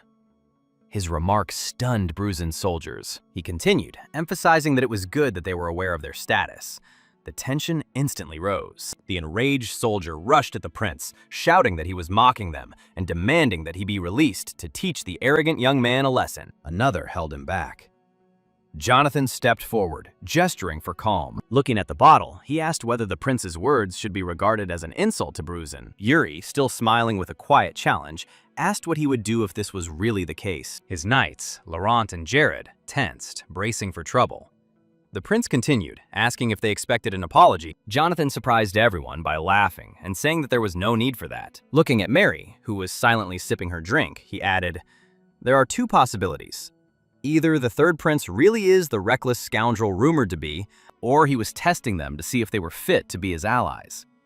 The enraged soldier shouted again, declaring that he would prove their worth to the prince himself. The prince rose slowly, smiling, and remarked that there was nothing more dangerous than an unreliable ally. Looking Jonathan straight in the eye, he asked if he could prove himself. Jonathan met his gaze and confidently replied that a knight proves his worth with his sword. Mary clapped her hands, drawing all eyes to her. With a beaming smile, she offered to accompany them to the training grounds so they could settle matters properly. Moments later, under the clear sky of Balchan, both sides came together. In the center of the training ground, two knights stood face to face, one from Brielle, the other from Bruzen. On the dais above them sat Prince Yuri Brill, Commander Jonathan Eagle, and Lady Mary Rose Entree. Even here, Mary swung her wineglass gracefully. Turning to the prince, she teasingly asked if he'd deliberately started the fight, but admitted it had been quite an entertaining spectacle. Yuri looked away and asked dryly why this innocence, since she'd started the fight herself. Mary only smiled, noticing that he'd rushed to seize the moment anyway. The prince ignored her and focused on the duel below. Proving Bruzen's strength was important, but Yuri wanted to be sure of something else. While studying the Knights of Bruzen, he reflected on the fact that in the coming years, one of them will be recognized as one of the 10 strongest. This was a great honor, intended only for the continent's most powerful warriors, like his father once was. He decided that it would not hurt to get to know such a person in advance. Below, both knights stepped forward to shake hands and introduce themselves. Bruzen's knight introduced himself as Freund, Brielle's knight as Laurent. With a mocking grin, Freund stated that his respect ended there, and that they should make this match entertaining. He called Laurent a boy, but Laurent only silently responded with a piercing gaze. Commander Jonathan watched carefully, never losing his concentration. Yuri watched the field with intent curiosity. Someone on the other side remarks that they were looking forward to learning a lot from this fight. Across the continent, countless warriors sought recognition, but only a few were awarded the title of one of the 10 strongest. Those who succeeded in this were respected far beyond the borders of their countries, and served as living symbols of deterrence in the face of ongoing wars. Prince Yuri watched the arena, realizing that connections with such promising figures now could turn them into invaluable allies in the future. He reminded himself that friendship between men often begins with a fight. Below, Laurent Flandre stood composed and ready for battle. His opponent, Freund of Bruzen, laughed and said that he had heard of Laurent, the so-called child prodigy, who had won several victories in aristocratic tournaments. He dragged his blade along the ground, closing the distance, and derided these competitions as superficial, showy spectacles for high society. Freund rushed forward, dismissing Laurent's swordsmanship as the fencing of an effeminate nobleman. However, Laurent moved with impeccable control, his eyes capturing every fleeting movement. When Freund's blade struck, it passed through the afterimage. Laurent had already shifted behind him. Freund's confidence wavered for a moment, though he quickly covered it with a grin. He admitted to himself that Laurent's technique was impeccable, but out loud he said that it was too predictable. Gathering all his strength, he shouted that he would take the first victory. But Laurent went forward without hesitation. His counterattack was swift and silent. The sunlight glinted off the steel, and in the blink of an eye, the duel was over. Jonathan rose from his seat in disbelief, and Mary covered her mouth with her hand, muttering something in surprise. Prince Yuri, however, maintained his composure, calmly remarking that the outcome was expected. On the field, Laurent stood completely unperturbed, putting the sword right to Freund's neck. The battered knight, exhausted and covered in bruises, stood in shock, admitting defeat. Yuri rested his chin on his hand, clearly recalling the sequence of movements. Laurent deliberately left a gap near his shoulder to lure Freund into attacking. As soon as Freund took the bait, Laurent turned his wrist, redirected the force of the blow, changed his stance and delivered a counterpunch in one smooth motion. Yuri mentally noted that Freund had fought well, and an ordinary opponent would have lost, long before he had time to see this attack. Yet Laurent's ability to read an opponent's strength and turn it against them was on a whole other level. Having secured Brielle's first victory, Laurent sheathed his sword. Breathing heavily, Freund plunged his own blade into the ground, and with a wry smile he extended his hand, acknowledging defeat and praising Laurent's skill. Laurent reciprocated, noting that it had been a good fight. The knights around applauded, recognizing the worthy outcome despite the loss. Commander Jonathan proudly noted that Laurent's skill was impressive and that it was to be expected from the land of knights. Yuri responded by asking them not to flatter them, as Bruzen's fighter was also a good one. However, with a weak smile, he noted that the score was now 1-0 and asked if Jonathan intended to retreat. Jonathan chuckled and declared that was out of the question. Without hesitation, he called another of his men. The massive knight stepped forward, his two-handed sword resting loosely on one shoulder. Jonathan announced him as Jose Aritre, the strongest knight in Bruzen, and a man striving to become one of the top 10. Yuri narrowed his eyes in intrigue and muttered Jose's name with a smile. Mary, with a playful glint in her eye, commented on his impressive physique. He entered the arena and confirmed Jonathan's order with a firm declaration of his readiness to obey. Jonathan proudly proclaimed that Jose was the greatest warrior in their ranks. Yuri turned to his soldiers and called Jared. Jared froze in complete shock, and he pointed uncertainly at himself, clarifying whether the prince really meant him. The prince's face darkened, and he shouted at him to hurry. Reluctantly, Jared rose, pulling on his helmet to the approving shouts of his comrades. When the knights met in the center, the difference in size was striking. Jose introduced himself with a smile and expressed anticipation of the fight, while Jared, already embarrassed, stumbled over his own name. He clearly saw the thirst for victory in Jose's eyes, and mentally noted that this man lived for battle. Jose noticed his hesitation and laughed, noting that Jared looked like the kind of guy who could make an opponent focus. Without further warning, Jose raised his two-handed sword, declaring that he would strike first. Before Jared could react, the huge knight, a blur of silhouette, closed the distance, and the power of his swing made the earth shake. Jared's instincts screamed at him to dodge, and he barely managed to avoid the blow. He instantly realized that trying to block such power would simply blow him to pieces. Jose's attacks came one after another. Swift, heavy, merciless. The horizontal swing narrowly missed Jared's chest, cutting off a strand of his hair. Noticing Jared's fearful look, Jose mockingly remarked that he must be incredibly relaxed to worry about his hair in the middle of a fight. The taunt brought Jared back to his full concentration. Steel met steel in a swift exchange of blows. Sparks flew in all directions as the knights came close together. Jared struggled to keep up, his hands shaking from the effort. From above, Prince Yuri watched what was happening. Fascinated. He thought that Jose Aritre's power was wild, yet honed by graceful technique. And then he smiled, realizing that in front of him was truly a man who could one day take a place among the 10 strongest. Jose suddenly grabbed Jared and effortlessly threw him over his shoulder, and then with a crushing force he threw it to the ground, and dust rose into the air. Jared gasped in pain, but still tried to rise, his body shaking, until a commanding voice ordered them to stop. The fight was declared over. Jose immediately stepped forward, extending his hand to Jared and praising him for holding out so long. Exhausted but smiling faintly, Jared shook his hand and replied that he had learned a lot from him. Prince Yuri, who was watching from above, rose from his seat, and with a satisfied smile, he announced that the score in the duel was now 1-1, and both knights had fought superbly. The audience burst into applause, welcoming the valiant spectacle. Mary set down her glass with a clink and turned to the prince, asking with feigned tenderness if this meant they were finally finished getting to know each other. Yuri, already aware of her intention to tease him, casually replied that building trust between allies was indeed important. But Mary didn't stop there. She approached him, noticing that she was disappointed with his answer. Yuri met her gaze warily. Then, in one smooth movement, she wrapped her arms around his shoulders and gently pushed me back into my seat, her smile both playful and challenging. She gently reminded him that he himself had called getting to know each other an important matter. With a coquettish laugh, she turned his face towards her, insisting that, contrary to his words, he seemed to be planning to postpone their personal acquaintance. Her cheeks flushed as she leaned closer, pressing herself against him and accentuating her figure while her tone dripped with feigned innocence. However, none of her tricks worked on the prince. He merely sighed, his face impassive, completely unfazed. Before Mary could continue, Jonathan came up from behind and reminded her that she had promised to show everyone her office. She turned around, still holding her hand on the prince's shoulder, and tapped her forehead, remembering her words.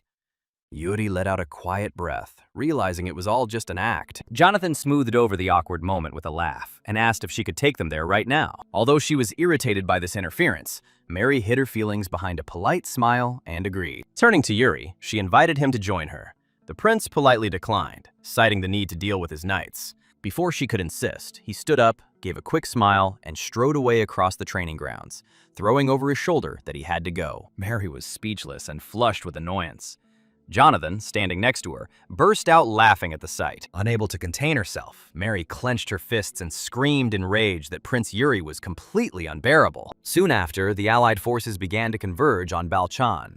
The flags of all the kingdoms fluttered in the wind, and the arrival of the supreme commander of the empire clad in shining armor, caused a wave of excitement throughout the entire camp. Each faction began to evaluate the others, measuring their strength and potential. Only Brielle's knights remained absolutely calm. Prince Yuri stood in the open field, silently looking down at his sword. Hernando approached cautiously and asked if it was wise for them to focus solely on training. While the others were discussing strategies and alliances, Yuri confirmed this without hesitation, explaining that these so-called alliances would inevitably prove superficial. Hernando blinked in surprise. The prince explained that each state had sent its strongest warriors, but they were all too proud to truly cooperate. Every commander considered himself superior to the others, so words alone would accomplish nothing.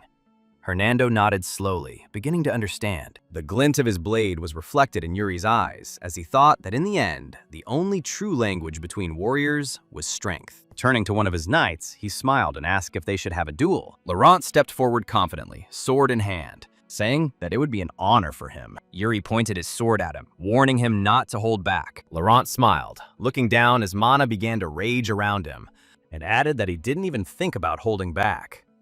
The air crackled with energy as both men took up fighting stances. Yuri felt the pressure of Laurent's pure, concentrated mana and thought that this was exactly what he expected from him. He repeated the stance and thought that Laurent really was the perfect training partner. The next moment, Laurent rushed forward with incredible speed, his sword cutting through the air with precision. The impact rumbled like thunder as Yuri blocked the lunge. Sparks flew, scattering in bright arcs across the ground. Laurent pushed him forward, stomping heavily to gain momentum, and his sword now glowed with mana.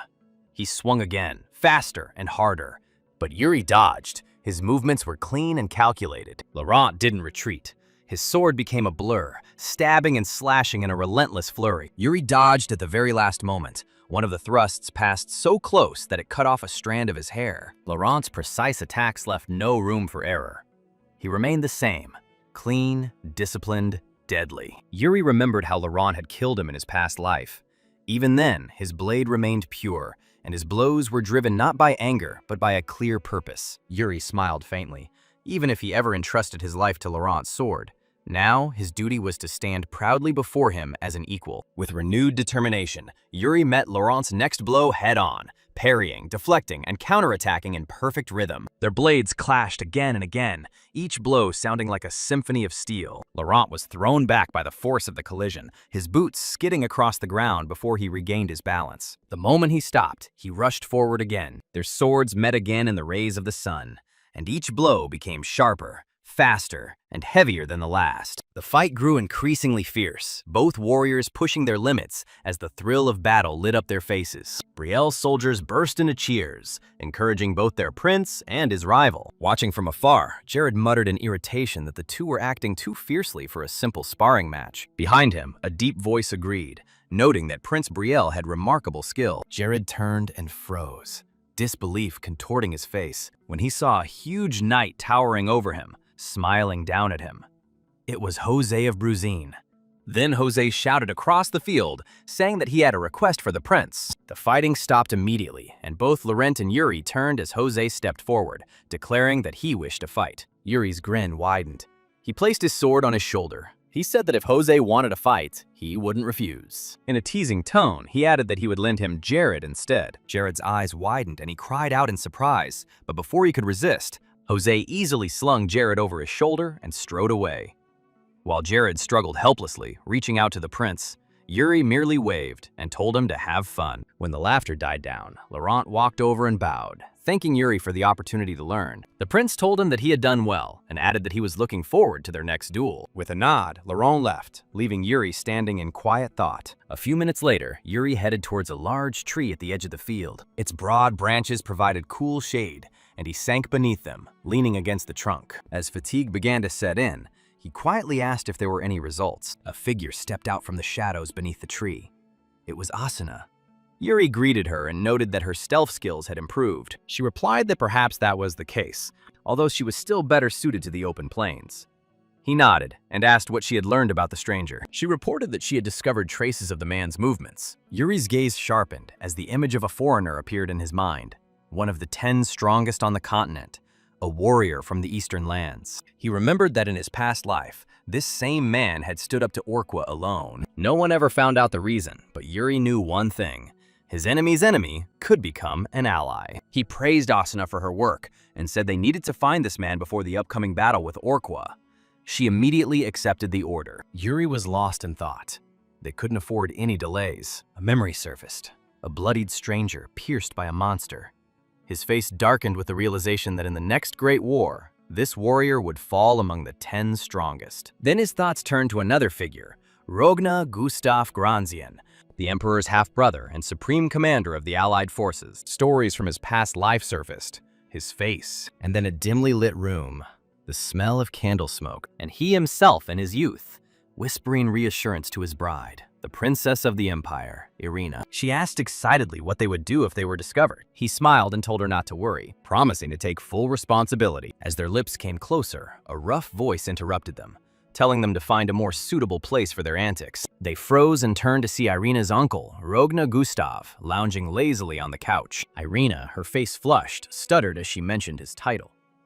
Rogna rose slowly, scratching his head and muttering that their noise was bothering him. He beckoned Yuri with a wave of his hand and half-seriously asked if he really liked Irina. Noticing that he seemed too unflappable for a man in love, Irina became embarrassed, while Yuri stutteredly confirmed that this was true. Rogna sighed, calling the matter pointless, and turned to the door, adding that Yuri could handle it himself. He waved his hand dismissively and left them standing there in complete silence. Even then, Yuri sensed that Ragna Gustav Granzian was no ordinary man. Now, in the present, those memories have faded. The Balshad Castle War Council Hall appeared before my eyes. At a huge table, the commanders of the Allied kingdoms quietly awaited the supreme commander, and they called him Prince Lionheart, the Emperor's half-brother. Many enthusiastically discussed establishing connections with such a figure. Yuri silently noted that even on the brink of war, people find time for politics and flattery. Suddenly, a calm voice from behind remarked that they seemed to be having a good time. Gigi froze with a chill down his spine. Rona walked past him with a slight smile as he returned to his seat. Yuri watched him go, shocked that he hadn't sensed the stranger's approach. Rogna clasped his hands, resting his elbows on the table, and looked around the room. He said that if the situation became even more relaxed, it would cause trouble. As he spoke, he tapped the armrest once. Then again. At the second tap, the air filled with crushing pressure. The commanders froze, their breath caught under an invisible weight. Even Yuri felt sweat break out on his forehead. In that moment, he understood why he was called the Lionheart Prince of the Empire. Ragna Gustav Granzian didn't just wield power, he personified it. He declared that he despised cowards. Any fugitive would be struck down by his hand. Those who stood firm would be honored as true knights and rewarded for their bravery. When he finally asked if anyone had any questions, the tension snapped like a bowstring being released. No one spoke until Yuri raised his hand. Rogna nodded, allowing him to speak. Meeting the commander-in-chief's piercing gaze, Yuri asked what the Empire's current assessment of the Orc forces was. For a moment, Ragna merely studied him, and then a faint smirk appeared on his lips. He asked who this impudent young man was. Yuri introduced himself. Ragna chuckled, saying he had heard about it from George, and added that this was indeed a pressing issue. He stood up and crossed the room, and he placed a heavy hand on Yuri's shoulder, explaining, "The Empire has confirmed the appearance of the Orc Orkwa, who has united 3 great tribes under his rule." Ragna added that Orkwa's power threatened the continent. He then pointed to a large map on the table, marking several locations near Baoshan. The Orcish vanguard, he said, had already set up camp dangerously close. In 2 days, their armies would face each other in the first major battle, and he announced that Brielle's troops would lead this attack. Fixing a piercing gaze on Yuri, he asked if he would accept command of the vanguard. Yuri hesitated briefly, then exhaled, and with firm determination, he replied that he would take command and lead the troops from the front. That night, under a star-studded sky, Yuri sat alone by the fire. The flames were reflected in his eyes as he stared at it, lost in thought. The quiet crackling of the firewood was interrupted by a teasing voice. Mary Rosenther, the Mage Duchess, she approached with a confident smile and sat down next to him. The girl noticed that, although he had received a place in the vanguard, he did not seem happy about it. Yuri asked what brought her to the camp. She replied that curiosity had brought her there, and that she wanted to understand the man everyone was now talking about. He replied that she seemed unusually interested in him, and she countered that he gave her too little opportunity to learn anything about him. Her tone softened as she said that the lives of the people of Baoshan were in his hands, and she needed to know that he was someone to trust. She sincerely asked him to give her an honest answer instead of that blank, worried look he had. She added with a slight smile that if he did this, she would help him in the coming battle. Yuri asked how exactly she intended to do this. In response, she raised her hand over the fire, and the flames came to life at her fingertips. She reminded him that she was a mage duchess and assured him that she would be much more useful on the plains than his knight Hernando. Yuri watched the dance of flames in silence for a long moment, before quietly saying that many of their men would die in the coming battle. She blinked in surprise as he continued, explaining that the vanguard always suffered the heaviest losses. "The men laughing around the fires today," he said. "Tomorrow, they will become corpses on the battlefield." He accepted this responsibility and had no intention of turning away from it. His words made her fall silent, and Yuri simply gazed into the distance. Then, with a sudden burst of emotion, he clenched his fist and declared that, as much as he didn't want to seem sentimental, but he simply wanted to properly shoulder this heavy burden given to him by fate. The girl's eyes immediately lit up at the protagonist's words, and she said his determination was admirable. So strong, she admitted. What upsets her even more is that he thinks about his soldiers before her. Smiling despite herself, she extended her hand and swore that she, Mary Rosenthor, the Duchess Mage of Baoshan, would fight by his side. Yuri accepted her oath with gratitude, replying that he was looking forward to her help. 2 days later, the first great battle began. In the dark forests around Baoshan, lines of armored orcs advanced in battle formation, their guttural battle cries shaking the trees. Some rode monstrous beasts. Opposite, behind the wood and earth fortifications, the allied armies gathered.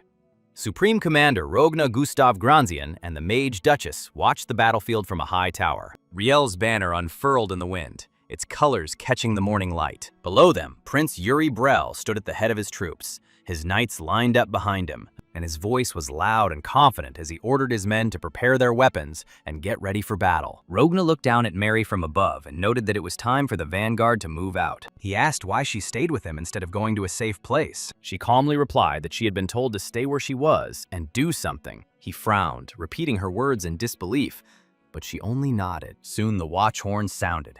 The orc army had been spotted. Yuri leaped onto his horse and rode forward, gripping his spear tightly as his command echoed across the line. He called out to all the allied troops, demanding to know if they were ready, and loud shouts of approval answered him. With a sharp tug of the reins, he spurred his horse forward. The ground shook under the onslaught of his vanguard as the orcs poured forth to meet them. Watching from above, Ragna muttered that the prince's recklessness bordered on madness, and that such bravado would surely lead to his death. Before he could say anything else, Mary began to chant the spell. The fire concentrated around her staff, swirling into a massive sphere, which grew brighter with each passing moment. She asked Ragna for permission to act, her eyes blazing with determination. He cried out in alarm as the flaming sphere grew to enormous proportions, the air warping with heat. She calmly replied that this was the task Prince Yuri had entrusted to her, and with a wave of her staff, she directed the raging flames towards the ranks of the orcs. The orcs roared in panic, trying to scatter as the fire rushed down. However, Yuri and his soldiers continued forward without hesitation. Rogna's face darkened as he realized the spell's trajectory.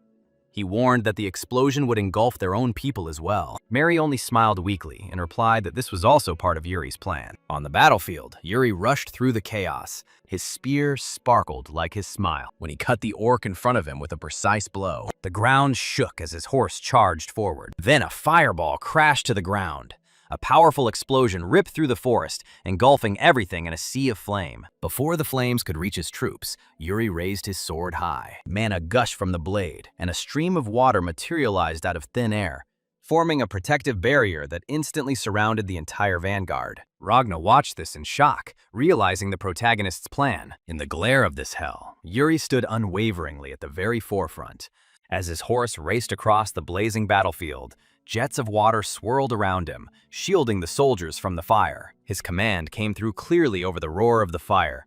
He ordered them to attack again. The vanguard moved forward, cutting down the scattered and blinded orcs before them. When the next wave of enemies appeared, Yuri jumped off his horse, thrust his spear into the ground, and rushed forward. In one smooth motion, he grabbed the weapon again and threw it with deadly accuracy. The spear shot up into the air and pierced the orc's skull, and his body fell into the mud with a heavy thud. The reptilian creature he rode on rushed forward in a frenzy, but Prince Yuri remained collected. Before the creature could strike, one of his knights rushed past and then slashed the creature's head clean off.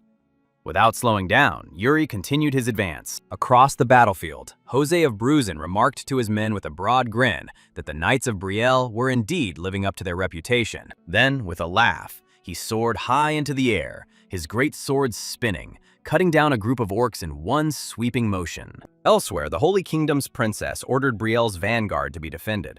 Her soldiers immediately rushed forward to reinforce the front line. Hours passed in a storm of steel and blood, until one soldier shouted that the enemy line had been breached. Another called for no quarter, and the battlefield erupted with renewed vigor. From his position, Rogna watched the battle with satisfaction, thoughtfully rubbing his chin. He muttered that the Allied army's performance had exceeded all expectations. The troops' morale, he noted, had skyrocketed as Prince Yuri Brielle personally led the charge from the front, crushing the orc ranks with sheer force of will. He added that the combination of the Duchess's fire mage and Yuri's water magic ensured victory, although he called such tactics dangerously reckless. Turning to Mary, who was standing next to him, he asked if she had consciously gone along with this plan. Mary responded with a slight, unapologetically innocent smile. She admitted that she had initially tried to dissuade the prince, but was now glad he hadn't listened to her. Adjusting a strand of her hair, she added that he had fought with superb style. Her gaze softened, lingering on Yuri fighting below.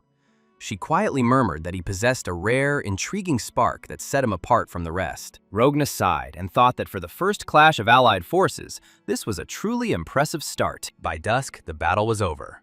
Corpses lay piled everywhere, and Brielle's flag fluttered proudly atop a mound of fallen soldiers. That night, Balshad Castle glowed with the warm light of lanterns. In her chambers, Mary sat at her desk, her quill scratching across the parchment as she wrote down the events of the day. She wrote until the silence was broken by a slight rustling sound. Her hand froze mid-sentence, and her eyes narrowed. She noticed that the prince was lucky to win, and then she sharply asked who dared to enter her chambers without permission.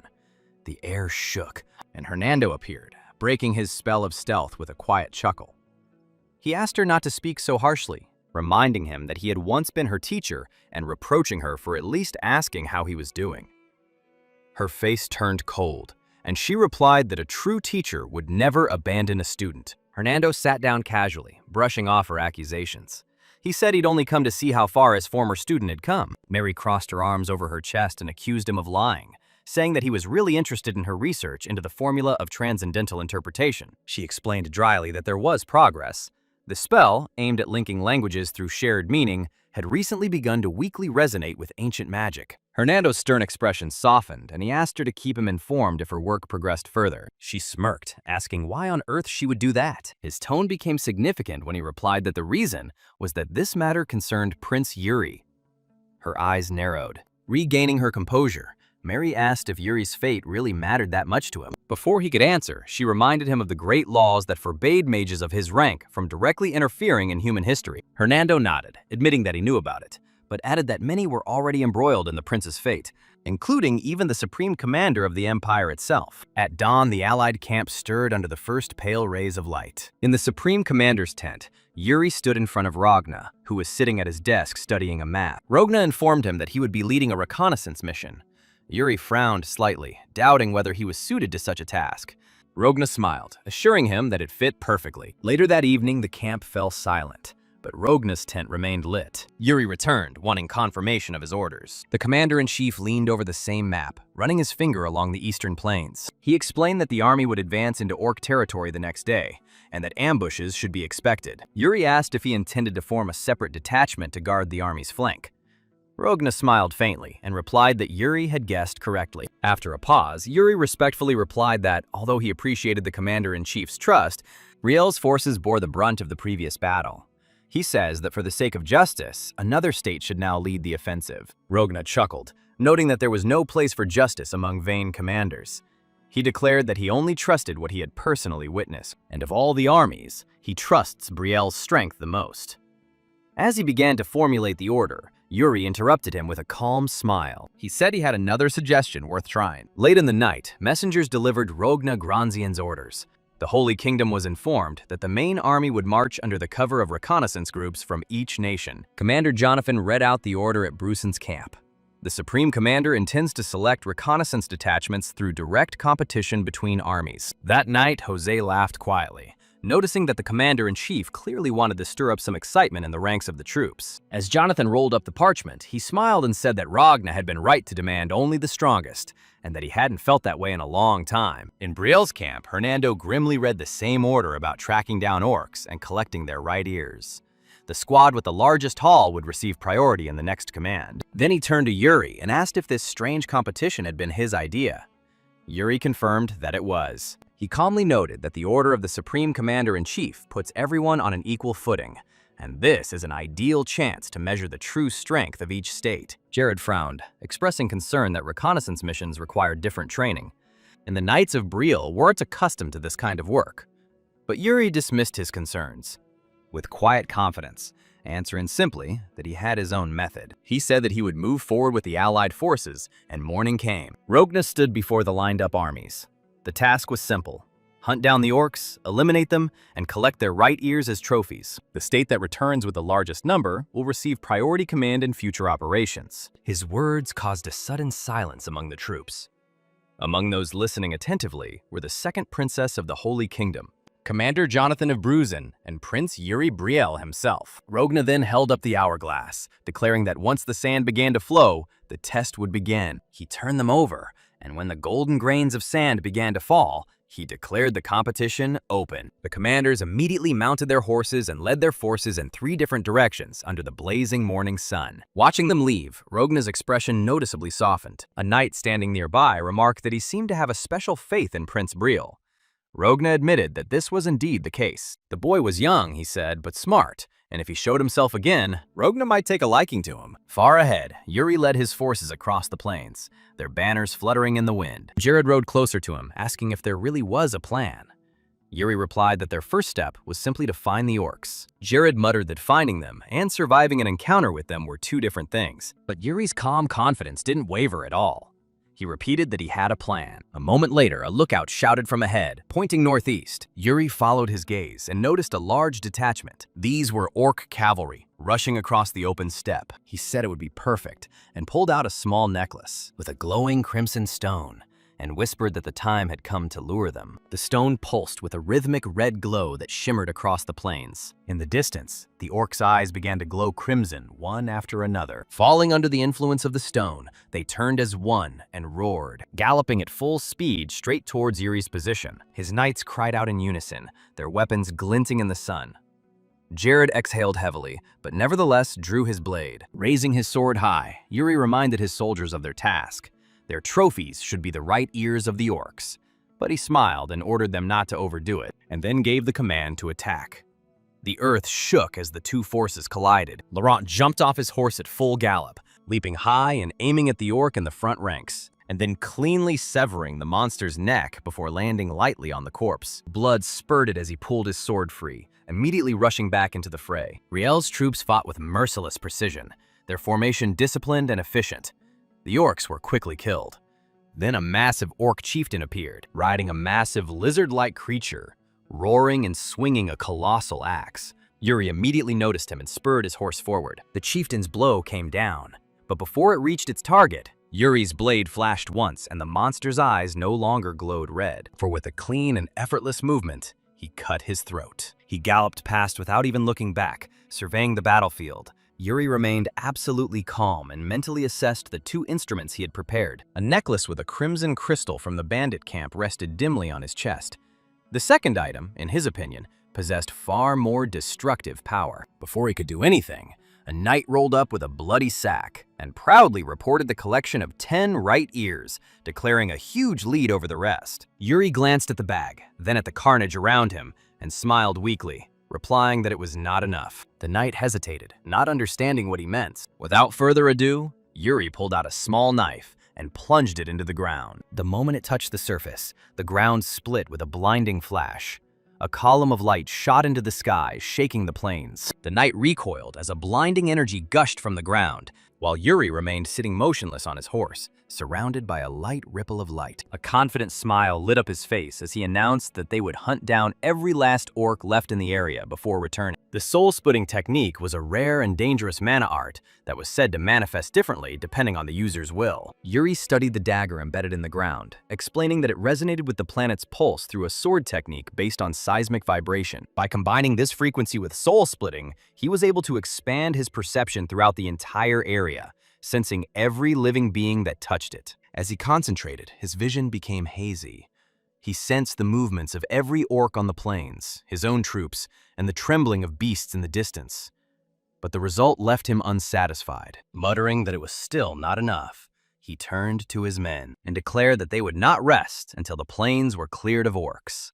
Raising his sword, he flared with aura again. As dusk approached, in the Allied command tent, Supreme Commander Ragna stood by the hourglass, waiting for the last grains of sand to fall. He announced that the time allotted for the intelligence competition had expired. One by one, the nations presented their results. The first group stepped forward, but when Ragna turned out their pouch, not a single orc ear fell out of it. His face hardened as he reminded them that their mission was reconnaissance and not a leisurely stroll. With disgust, he threw away the empty bag and called out to the next ones. But every nation came out with the same result, empty-handed and heads down. When the last soldier approached, Ragna's patience snapped. He slapped his forehead. After all, how could so many armies not kill a single orc? The silence was cut by the sharp voice of Commander Jonathan of Bruzen, stepped forward with gleaming eyes. When Ragna opened his pouch, several orc ears spilled out onto the table. Ragna approvingly praised Bruzen for her 6 trophies, calling it her best result. Jonathan bowed modestly and replied that they were simply lucky to have encountered the orcs. Ragna chuckled and replied that luck was also a kind of power, and many warriors died precisely because of its lack. He then reached for another pouch, stating that the Empire's troops were also involved in the test, and dumped a total of 12 orc ears onto the table. The room was plunged into a mixture of whispers and surprise. Ragna grinned. Jonathan's face fell. He knew the Empire's might, but the fact that they'd collected twice as much loot by leaving an hour late stung him deeply. Across the room, the Holy Kingdom's second princess bit her lips, silently cursing how easily the Empire had overshadowed them. Ragna sensed the tension, but calmly urged the leaders not to lose heart. He emphasized that the only thing that mattered now was what they could achieve next. He turned to his assistant, asking if there were any more reports, and a soldier pointed uncertainly to the large sack from Brielle's squad, which was thrown onto the table with a heavy thud. The commanders turned around in shock, and Ragna half-jokingly raised an eyebrow. When the bag was opened, dozens of orc ears spilled out. Standing before them, covered in blood but completely unperturbed, Yuri explained that there was no secret to their success. They just worked harder than anyone else. That night, Brielle's camp was buzzing with energy. Sir Jared supervised the unloading of supplies, reminding the soldiers to handle the crates with care. As he passed between the rows of tents, a knight from another nation deliberately bumped him with his shoulder, turning around bitterly and muttering something before leaving, which caused Jared to frown, confused by such hostility. Later, he found Yuri by the fire, sharing a modest meal with another knight, and reported that people from other camps had started to fight. Yuri immediately stood up, asking if it was true. As they walked, Jared told them about the unflattering rumors. Yuri only smiled, noting that after their victory, they were the center of attention, and others' envy was the natural price of success. He told Jared to take it as a compliment, because others' envy was the best proof of their achievements. Then his gaze moved to a nearby cage with tied and silent orcs. He asked about the sorcerer among them, and Corey, their translator, stepped forward nervously. Corey explained hesitantly that one of the orcs had spoken. Intrigued, Yuri ordered him to translate, and Corey reported that the orc had spoken words about a black dog. He added with concern that the orcs were spreading stories of a knight who could sniff them out like a hunting dog. Jared snorted, trying to hold back his laughter, and Yuri frowned, asking if the orcs really meant him. Corey confirmed this, adding that the name was pronounced with both fear and respect. Yuri sighed, muttering that he would prefer to be called Wolf. Jared burst out laughing, earning a sharp glare, before quickly declaring that he wasn't laughing at all. Yuri turned to the prisoners with a slight smile, saying that at least his reputation had begun to spread among the enemy. Corey then explained that the orcs had nicknamed him the Emperor's Black Dog for his service to the Empire and his hunting of Orqua on its behalf. Yuri's face darkened, and his aura flared with rage. He repeated the name under his breath with disbelief. and then he growled, so loud that the orcs dared to call him an imperial hound. Mana bubbled around him, and his hand reached for his sword, but Jared shouted at him to stop, urging him not to kill the prisoners. After a long, tense pause, Yuri slowly exhaled and put the weapon back into its sheath. A shocked Kori added that Chief Karui was gathering warriors in Garama to intercept his allies. This brutal warlord had united the tribe solely through fear. Yuri's anger gave way to cold determination. He stroked Kori's head approvingly, saying he had done a good job, and instructed Jared to finish the interrogation. He then added that he would personally deliver this intelligence to the Supreme Commander. Later that evening, in Ragnar's tent, Yuri stood at attention while the Commander-in-Chief studied the report, when suddenly, without warning, Ragnar asked if he had a girlfriend. A shocked Yuri replied that he did not. Ragnar nodded thoughtfully and asked his age, and hearing that he was 18, he cheerfully remarked that perhaps it was still a bit early, but he just happens to have a beautiful niece growing up. Yuri froze, unsure if he'd heard correctly. Ragnar laughed, saying they could discuss it another time, and dismissed him with a wave of his hand. Once outside, Yuri wandered aimlessly in the cool night air, muttering something about Ragnar's niece. Then a memory struck him like lightning. The imperial princess he had been betrothed to in his past life. His face instantly turned pale. He clutched his hair in horror and screamed that he had to stay as far away from her as possible, frightening the soldiers standing nearby. But before he had time to come to his senses, a familiar voice called his name. He turned around and froze. At that moment, Yuri realized, and his panic was replaced by relief, and a smile slowly spread across his face. He thought to himself that fate had been kind to him, and his unexpected savior had appeared herself. The second princess, commander of the Holy Kingdom's army, stood before him, looking extremely puzzled by his reaction. She asked why he was looking at her like that. At that moment, the princess seemed radiant, almost divine. The scene changed. Under a torchlit sky, Yuri pondered his predicament. He decided that in order to avoid Ragnar's persistent matchmaking, he needed to fake a relationship. But not with just anyone. It had to be someone who was indebted to him. Someone without romantic attachments, so as not to complicate the situation, and who could never refuse his request. His eyes narrowed as the answer came. It had to be her. She looked scared when he approached, and when she asked what had happened, he called her by name, Sybil, and reminded her that he had once saved her life. Sybil confirmed that she remembered, although she seemed wary, and the main character said that he needed her help, insisting that only she was capable of doing this. To her question, he simply replied that he would rely on her and ran away. The confused girl became very indignant and demanded an explanation. As she tried to comprehend his words, a smiling knight approached them, respectfully addressing her as Your Highness. She recognized him, Sir Finnick, and asked why he was smiling like that. He responded warmly that he sincerely supported both of them, and they look good as a couple. In general, he's very happy that they got together. Sybil fell silent, wishing he would disappear along with everyone else. And above them, the silent and merciless night sky stretched endlessly. The next day, sunlight flooded the green hills as the allied columns moved forward. One knight rode up to Yuri, saying that he had heard the latest rumor. When Yuri asked which one, the man replied that this was precisely why His Majesty constantly summoned him. He supposedly planned to get married. Yuri immediately dismissed him, telling them not to talk nonsense. He remarked that they must be terribly bored to believe such nonsense, and looking up, he frowned, noticing a flock of crows circling in the distance. A few moments later, the sky above them was completely filled with crows, and the sound of hooves echoed across the pass, until one of the riders suddenly cried out in alarm. Another knight volunteered to check out what was ahead, and Yuri said he would go with him. After a brief confirmation, the two galloped into the gorge. In the shadowy ravine, Jared gasped. The words caught in his throat when he realized the whole horrific picture.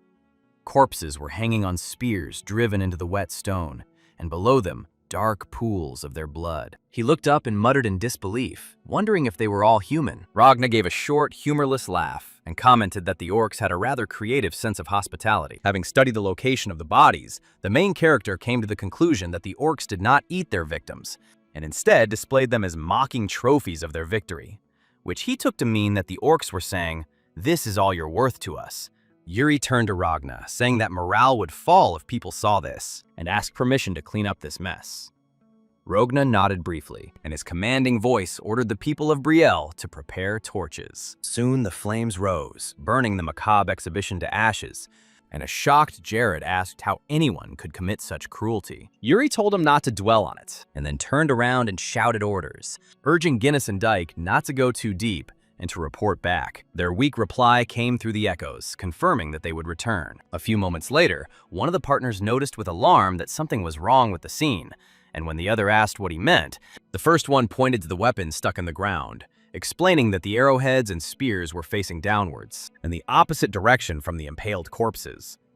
He said it looked as if the victims had been struck from above, but before these words had time to escape from the lips, as the arrow pierced Guinness's back, and a sudden cry rent the air. Dyke shouted his comrade's name, then again, louder, giving in to growing panic, and drawing his sword, he roared that they were under attack. High above, hidden orc archers fired a volley. One of the soldiers, noticing the rain of arrows falling, he froze in horror, thinking only about how to escape. But he stopped, remembering Guinness, not daring to abandon him, while Yuri rushed forward, running through the slippery mud of the gorge. Noticing Dyke, he shouted a warning, grabbed his shoulder, and jumped, twisting in the air. Blue energy swirled around him as he waved his hand, creating a barrier that deflected the flying arrows with a blinding arc, landing among broken shafts on the blood-soaked ground. Yuri glanced around the scene and muttered that Guinness was still alive. He ordered Dyke and Simon to immediately request help from the Holy Kingdom, ordering that his name be mentioned so that they could be helped without asking any questions. Squinting towards the edge of the canyon, he grimly admitted that they had been completely deceived. An orc archer grinned above, and, watching the arrogant orcs retreat, Yuri guessed their plan. They'd only come to deliver a warning, and had no reason to stay any longer, which made his jaw clench. If the orcs believed that they could kill them at any moment, they were deeply mistaken.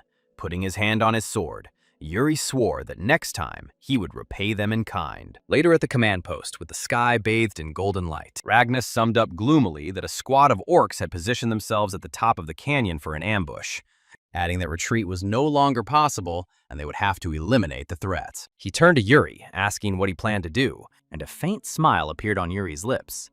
He replied that there was only one logical choice, advising the commander to order the archers to maintain constant pressure, preventing the orcs from appearing above. Then, clasping his hands together as a blue aura flared around him, he told them with quiet confidence to leave an ambush party in the canyon for him. In the valley, the orcs were already waiting along the cliffs, lurking in silent ambush. One of them tensed, sensing a strange presence below. Burning with curiosity, he stood up with a bow in his hands and tried to look down. But before he could see anything, arrows cut through the air, forcing him to duck. The shafts struck the stones, sparking and shattering on impact, and the orc growled. Below, at the entrance to the valley, stood Ragnas, accompanied by 3 knight archers. Ragnas's voice cut through the tension as he ordered the archers to hold off the orcs, while Braille's force took over the assault. At the top, our protagonists confidently climbed the uneven cliff wall, and the rest of Broy's squad followed beneath him, their armor scraping the stone. They were all already tired, while the ascent was led by Prince Yuri Broy, who climbed with unwavering concentration. The tired knight urged the prince to conserve his strength before the battle. Yuri merely sighed and chided him for his terrible stamina. His attention remained focused on the climb. He noted that the archers were gaining precious time, so their unit couldn't afford to fall behind. But his thoughts were interrupted when he felt a change in the air. A warning. His eyes widened as a huge boulder came crashing down towards them, the knights below screaming. Yuri's hand reached for the magical daggers on his belt, channeling mana through them, and all 4 blades burst free, swirling around him before shooting upward. They dug into the rock in a vertical line, forming a glowing set of steps, and Yuri jumped, using the daggers as support, and rushing upward with inhuman speed. Mana pulsed within him, refining his movements until he got close to the falling boulder. Drawing his sword and calming his breathing, he split the boulder with one clean blow. The 2 halves thundered past him, and before he fell, he thrust his sword into the cliff wall and grabbed it with both hands to slow his fall. After hanging like that for a moment and breathing heavily, he loosened one hand to look down and shouted, asking if the others were safe. The knights confirmed that they were safe, their voices echoing across the rock. Gigi smiled and said that it was good and hurried them. And then with a sharp jerk, he released the sword and used the recoil to launch himself upward again. He ran along the cliff, then jumped to the very top and landed on one knee at the top, where he was instantly surrounded by snarling orcs. Muttering that he appreciated such a warm welcome, He watched as the orcs hissed at him, trying to pronounce his name. One of them finally growled out the insult clearly, and Yuri rushed forward in a flash of mana and cut off his right hand, sending it flying through the air. The beast squealed, and then swung the remaining weapon and hit Yuri in the ribs, after which a flash passed through him. The main character cringed in pain. He forced himself to straighten up as the orc changed his grip and prepared to strike again. But steel met steel as Yuri intercepted the attack. He studied the creature with a cold gaze and noted that the loss of his arm had taken more strength from him than he realized. But before he could finish his thought, other orcs rushed at him from all sides.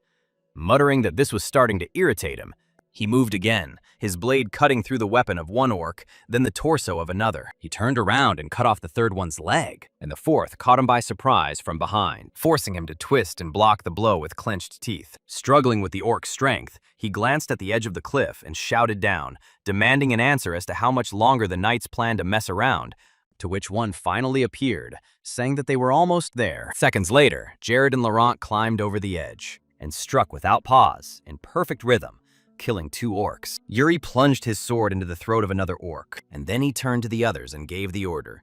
There was no time to rest. They were to attack the second they reached the surface, to which the knights responded with a unanimous roar. One by one, they poured over the ledge into the fight, and the clifftop became a storm of steel, blood, and screams as the orcs clashed with the men of Braille. Far below, Ragnas stood at the mouth of the valley and looked at the dust rising from the rocks. And while the echo of the battle resounded in the night, a proud smile touched his face. That night, in the camp rebuilt after the skirmish, the soldiers were healing their wounds. Under the banner of Brule, a voice inside the command tent reported that the hidden enemy units had been eliminated. Jared reported to Prince Yuri, seated at the table, that the main forces would pass through the rift without losses. He concluded his report by mentioning the citadel of Karuya, Oakway's subordinate. Yuri approved the report, praising Jared. Jared added that the princess of the Holy Kingdom had asked him to deliver a message, and Yuri, intrigued, quietly uttered Sabia's name. And Jared explained, she said she was annoyed at how he kept collecting all the achievements for himself, but could send priests if he needed support. Having finished, he looked closely at the prince and suggested that there was something more between Yuri and the princess, but immediately cut himself off, calling it just speculation. Yuri sharply rejected this suggestion and, dissatisfied with the conversation, waved his hand, dismissing Jared. He bowed respectfully, wished them a good rest, and left the tent, after which silence fell over the room. Yuri remained at the table, his eyes skimming the ink lines of the map. He sighed and muttered that he had been hoping for a moment of rest, but fate seemed to disagree. Without looking up, he sensed someone behind him and asked how long she had been standing there. Turning to Asuna, she stepped forward calmly and confidently, telling him that she had found the stranger. Yuri finally turned around, and his face reflected keen interest. He said that she had arrived just in time and asked where the stranger was now. Asuna pointed to an area on the map and explained that the person was currently there. Yuri leaned closer, asking if that meant the stranger was in orc territory, to which she nodded and clarified that it seemed so. Yuri rubbed his chin, wondering out loud if the stranger was collaborating with the orcs. But Asuna quickly dismissed it, saying that the truth seemed to be the exact opposite. She explained that she hadn't gone any deeper because of the guards, but had learned of the stranger's capture. With a hint of concern, she warned Yuri to be careful. She said she knew he had a personal interest in the man, but his capture seemed deliberate, like part of a larger plan, and continued to argue that if the Allied forces intervened directly, the stranger may even turn against them. Yuri asked her to confirm that the stranger had indeed become a prisoner. She nodded again, but still suggested going back and conducting an investigation. Yuri replied that there was no need. He smiled, as the situation offered the opportunity to meet the stranger in person. Realizing he only desired Aqua's head, Yuri decided to lure him over to his side for their shared goals. He ordered Asuna to infiltrate the orc barracks the moment the battle began tomorrow and monitor the stranger's condition until his arrival. She didn't answer, just looked at him with eyes clouded with worry.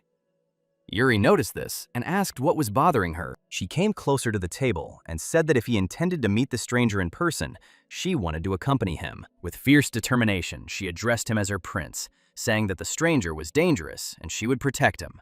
Yuri looked at her for a long time, then stood up, meeting her gaze, and in a cold tone, he stated that he had not hired her to be a bodyguard and that he was quite capable of protecting himself. Her shoulders slumped. She bowed her head low under her hood and bit her lip to hide her feelings. She nodded and said she understood, And Yuri sighed. Then, forcing the lightness back into his voice, he turned to grab something from the side table and asked if she would like a nightcap before leaving, mentioning that he had recently received something. He put the appetizer on a plate and said that it was excellent. But when he turned around, Asuna had already disappeared. Only a faint trace of her mana hung in the air. Later that night, around the campfire with the knights, Jared told one of Yuri's favorite stories from his youth.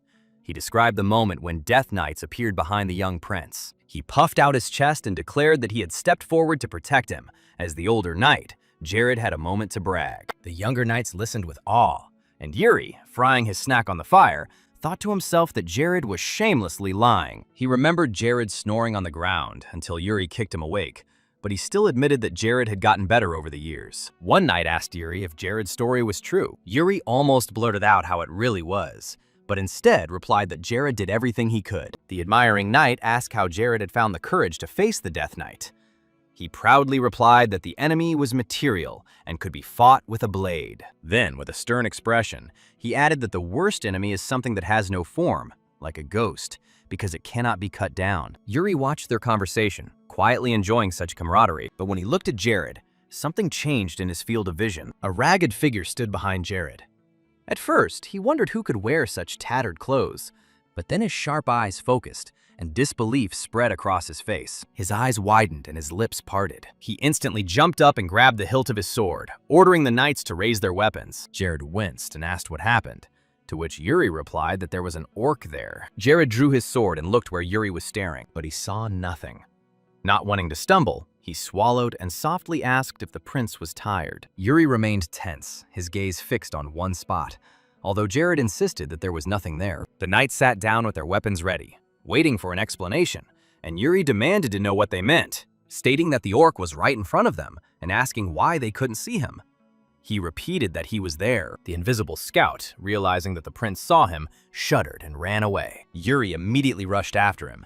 Jared shouted after him, asking where he was going. Yuri, with unwavering concentration, replied that he was going to catch the orc, and as he got closer, he realized that only he could see it. It was a hidden scout, disguised by magic. Yuri filled his body and blade with mana. He shouted that he would not let him get away and attacked.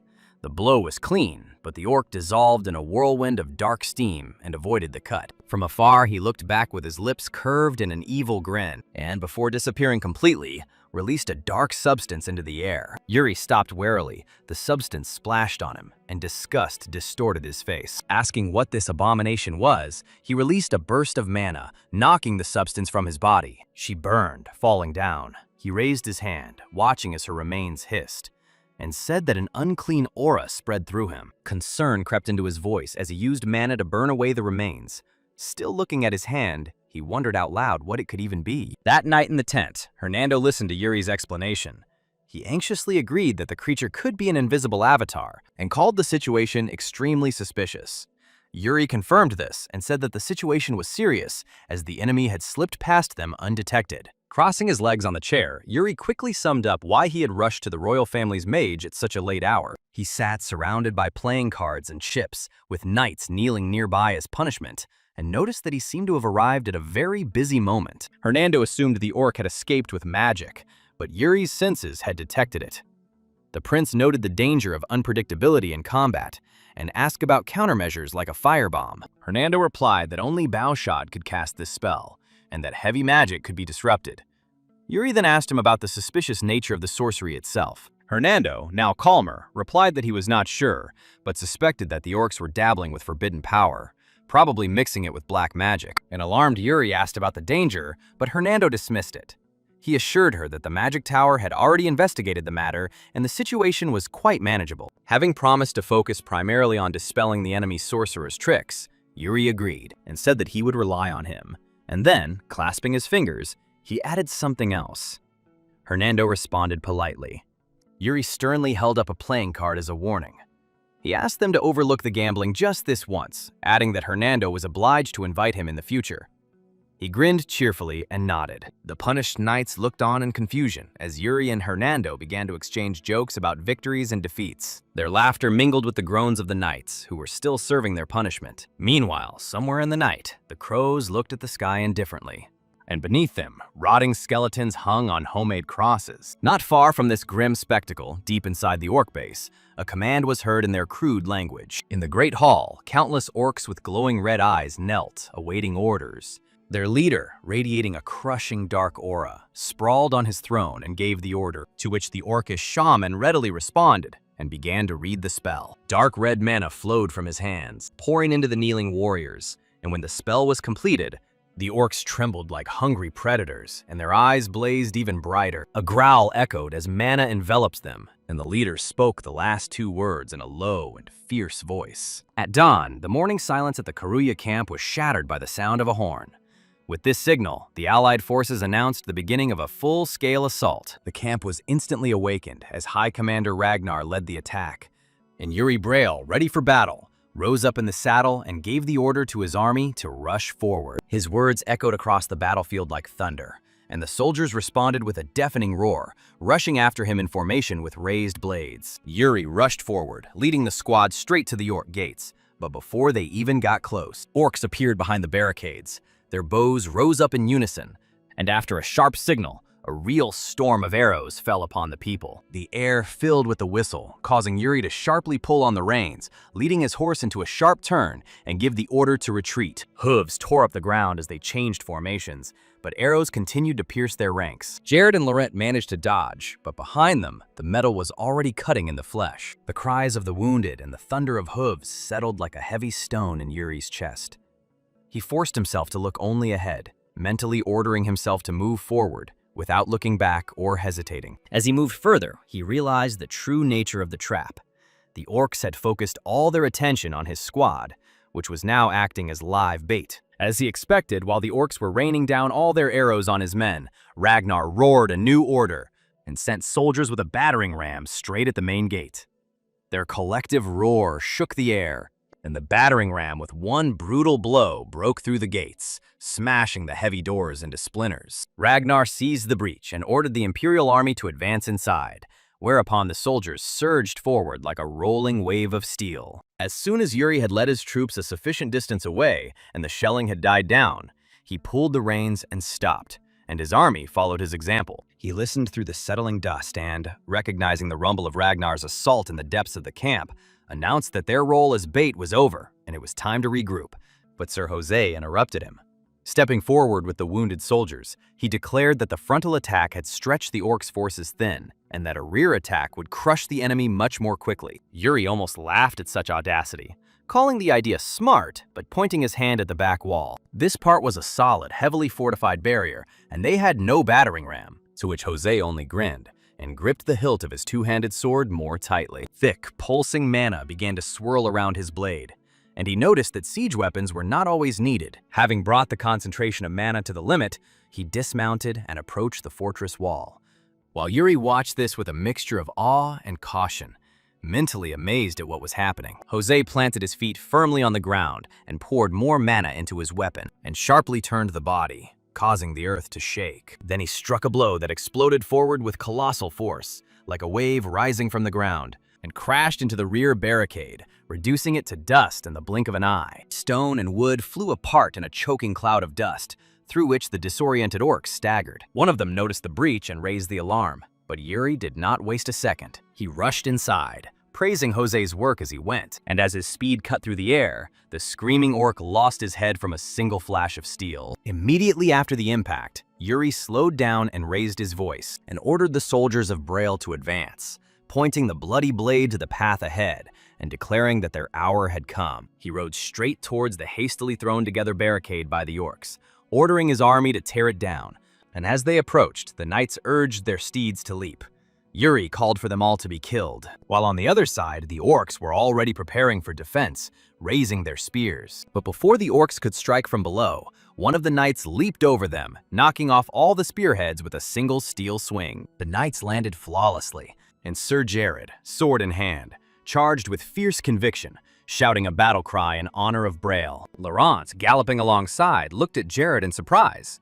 Yuri, however, noticed a bright flame in Jared and saw the same spark of rivalry ignite in Laurent. Laurent drew his sword, rushed forward, and shouted as he went that he had no choice but to keep up. Jared reached the front lines, where the orcs were riding on monstrous creatures, and rushed straight at them, and then suddenly jumped off his horse. He spun in the air before the eyes of the shocked orcs, and landed unwaveringly on one knee, managing to cut one of the enemies exactly in half before even touching the ground. He rushed forward again and plunged his blade into the skull of another orc, and he raised his free hand, shouting out words of relief and swearing allegiance to Prince Yuri Braille. Nearby, soaked in orc blood, Jose noticed Jared and laughed as Braille's troops continued to steal every cool moment. The soldiers around him roared even louder, and Jose ordered his wounded men to press harder, not wanting to let Braille's powers overshadow Brizen. As the battle continued, Yuri noted that their offensive was bearing fruit. The orc line had thinned, and the initiative was on their side. But even so, a feeling of unease crept into his chest, and he thought that something was wrong, since the main force of the orcs had not yet appeared. And then they struck like a black wave, the orc troops pouring in overwhelming numbers, moving with terrible discipline. They instantly cut through the ranks and crushed the people. The knights blindly rushed into the attack, until one of them finally identified the enemy and shouted the loud warning. Those who reached them before this cry died without striking a single blow. And still sitting in the saddle, Jared looked at the falling bodies, feeling growing panic. Suddenly, one of the orcs rushed straight at him, killing the soldier in front with one brutal blow and turning to Laurent. And then he loomed over Jared with his axe raised, letting out a roar that made everything inside him shake. It was only at that moment that Jared realized that he was in mortal danger. But then, Yuri burst in with a lightning attack, ordering Jared to pull himself together, and intercepted the blow. Sparks flew in all directions as the steel collided, and Jared could think only of his prince with a trembling relief. Yuri suddenly asked if Jared had planned to die, especially after he bragged just once, and ordered him to regain his fighting stance. He did so. Casting aside his fear, Jared obeyed, and they attacked together. Yuri cut off the orc's arm, and Jared cut off his leg, knocking the monster face down into the dirt, along with the flag. Jared apologized, but Yuri, already focusing all his attention on the battlefield, only told him to stay alert. Then Yuri's gaze darted to the hut in the depths of the camp, where he sensed the presence of something much more terrible. And at that moment, an orc came out from there, holding a severed human head in his hand, like a trophy. The corpses behind him were torn apart with deliberate cruelty, and a suffocating pressure emanated from the creature itself. It was Karui, the camp commander. Outside, Jose shouted that the enemy line had been broken and ordered his men to press their advantage, not wanting to give in to Braille's soldiers, while Yuri and Jared simultaneously felt a wave of pressure coming from the neighboring tent. Yuri pointed this out to Jared. He confirmed he felt it too and asked about the prince's plans. Yuri ordered them to follow him and moved forward. As they ran toward the tent, Jared asked if the main forces had yet encountered whatever was inside. Yuri replied that he hoped they weren't too late, but his thought was interrupted when the body of a soldier flew out of the hut and crashed hard into the camp wall. A heavy orcish stomping could be heard inside, and using the recoil, the orc soared upward in one leap, rushing past them. Jared barely had time to realize what exactly flashed past, while the cursing Yuri turned around. And the orc had already rushed towards the soldiers behind them and jumped again, and with a roar, crashed right into the center of their formation. 4 people were killed instantly by one circular swing, collapsing dead before anyone even realized what was happening. Soon the orc was standing alone among the fresh corpses, and Yuri's grip on the sword hilt became deathly. A nervous Jared called out to him, but instead of answering, Yuri ordered all the soldiers to retreat, feeling rage boiling inside him, while his gaze was fixed on Karui. He repeated the order, knowing he couldn't hold back his power, and stepped towards Karui. The orc turned around, staring at him with clear, killing intent, which is why Jared, in a panic, called out to his prince again. Jose, who had arrived, told Jared not to bother, noting that Yuri most likely couldn't hear anything right now, and added that he would fight alongside him. Yuri raised his sword and dealt a monstrous blow, which Karui met head-on, causing mana and metal to collide in a shower of sparks. The monster and the protagonist's faces almost collided from the onslaught. Karui then overwhelmed him with force, forcing him to retreat until Yuri thrust his sword into the ground to stop himself, mentally acknowledging that one direct hit from the orc would drop him dead. The two-handed sword of Jose, who had approached, landed next to him. He noticed that Yuri seemed to be having problems. He put the weapon on his shoulder and declared his readiness to help, to which Yuri agreed. Watching Yuri, Jose thought about the wolf. In a desperate situation protecting her cubs, recognizing in him the same fearless determination, and Yuri's stance, which perfectly understood the nature of war,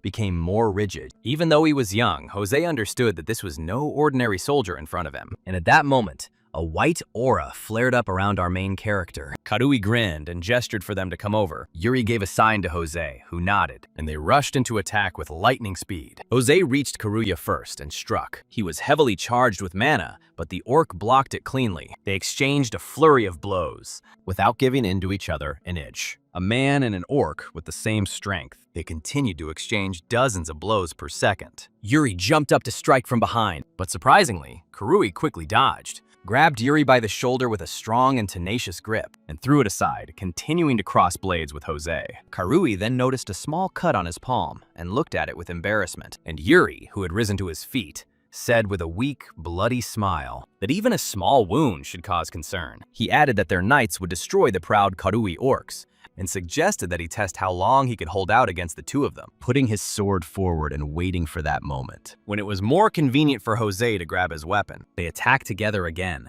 and Karui took both blows. Jose's sword with his axe, and Yuri's blade with his bare hand, but their pressure forced him to exert all his strength. Suddenly, Karui tore the block apart and let out a deafening roar, and a dark force burst out of his body.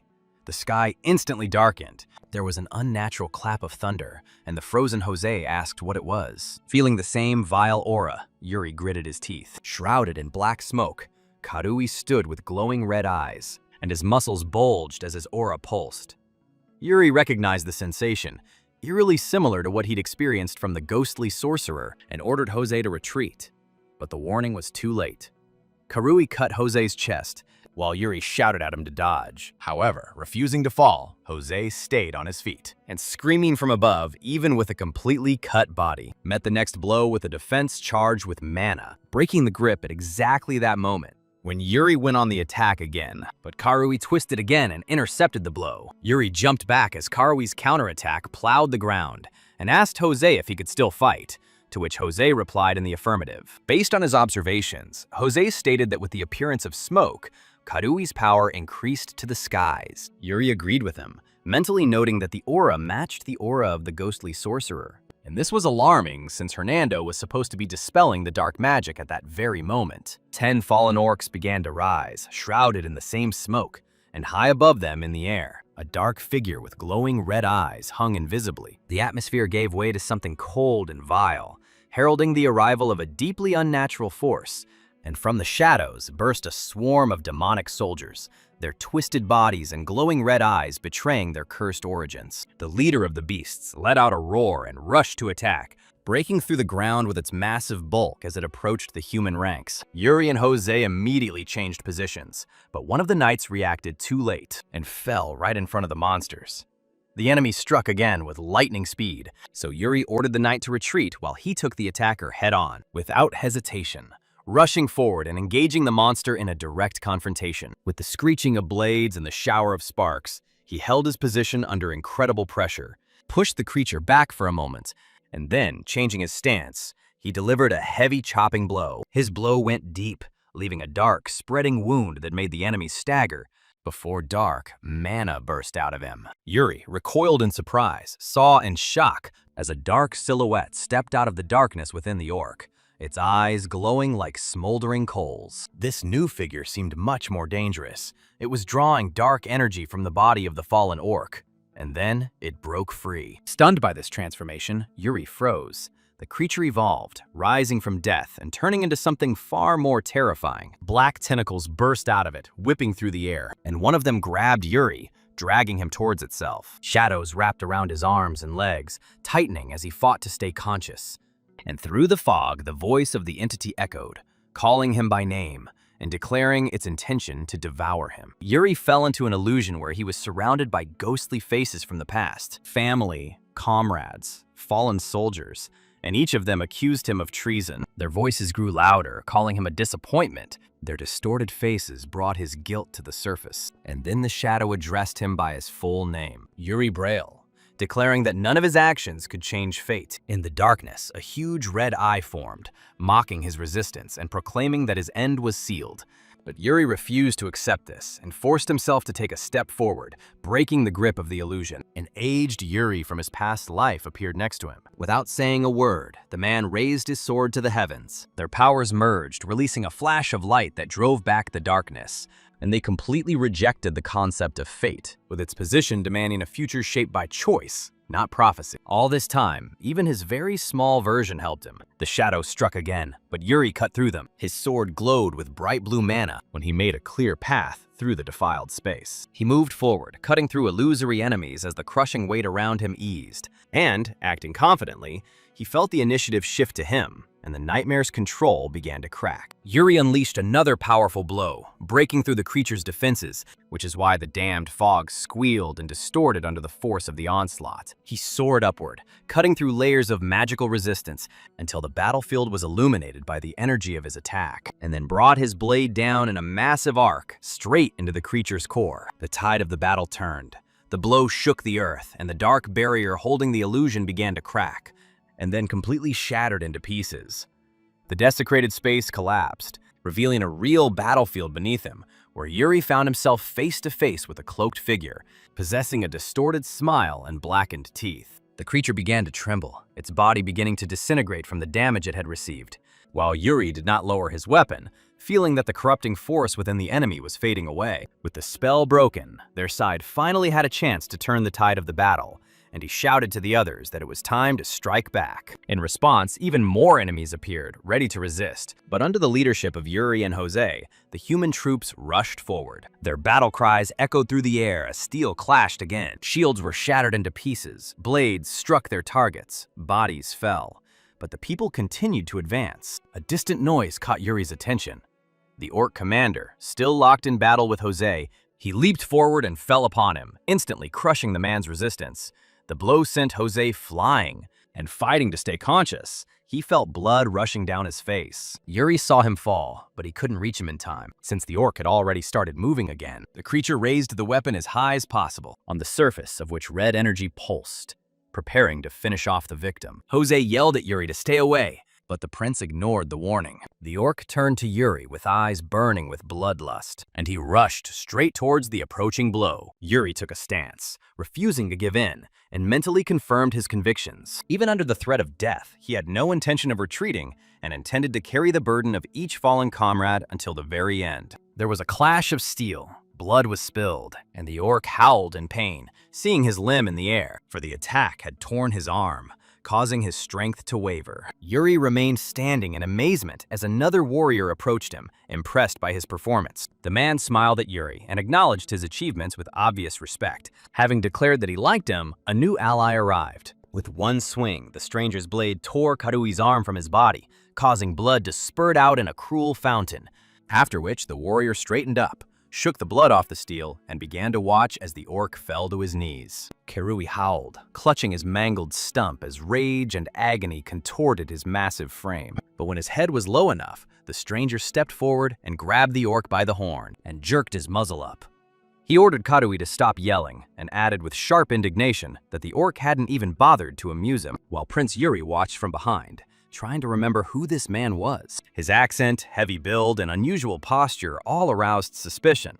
And then Yuri noticed the way the man raised his sword for the finishing blow. The movement flowed in an alien rhythm, completely unlike their styles. Yuri recognized this technique and, as soon as it dawned on him, he began to speak. However, before he could finish his thought, the stranger's blade drew a clean arc and cut off Karui's head, causing a horrific fountain of blood.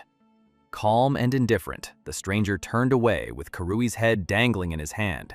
And looking at this cold departure, Yuri realized that he had finally found the person he was looking for. After moving a short distance, the man turned around completely and said that he intervened only because Yuri's actions made an impression on him. However, these same actions thwarted several of his plans.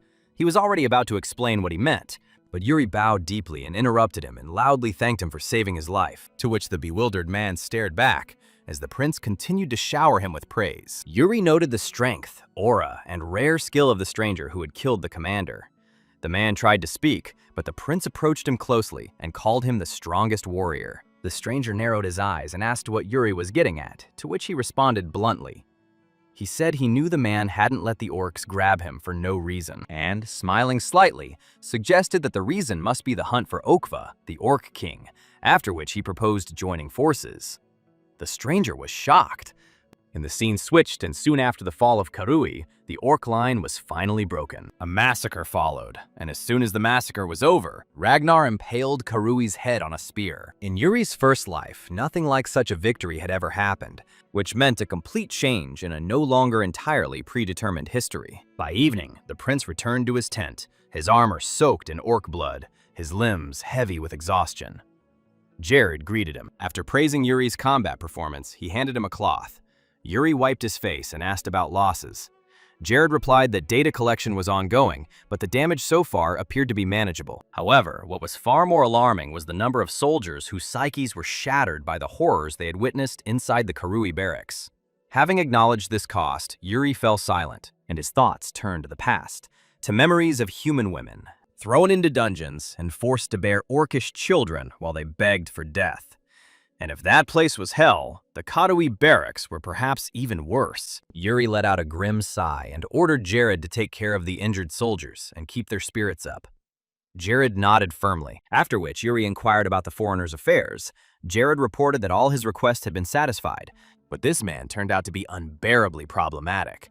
He was always hungry, constantly complaining, and endlessly indignant that the food was not the same. He ate, washed, shaved, and then immediately demanded more food. He even flipped the table over after being served overly salty soup and refused to eat until 5 plates were placed in front of him at once. Yuri could only sigh, saying that he would deal with him personally, and asking where this man was now. Jared assumed he was near the central fire, and under the night sky, Yuri did indeed find a foreigner sitting in front of the flames, surrounded by empty plates, chewing rhythmically. When Yuri remarked out loud that he had finally found it, the man looked back, but immediately returned his attention to the fire, after which the prince asked if he had enjoyed the food.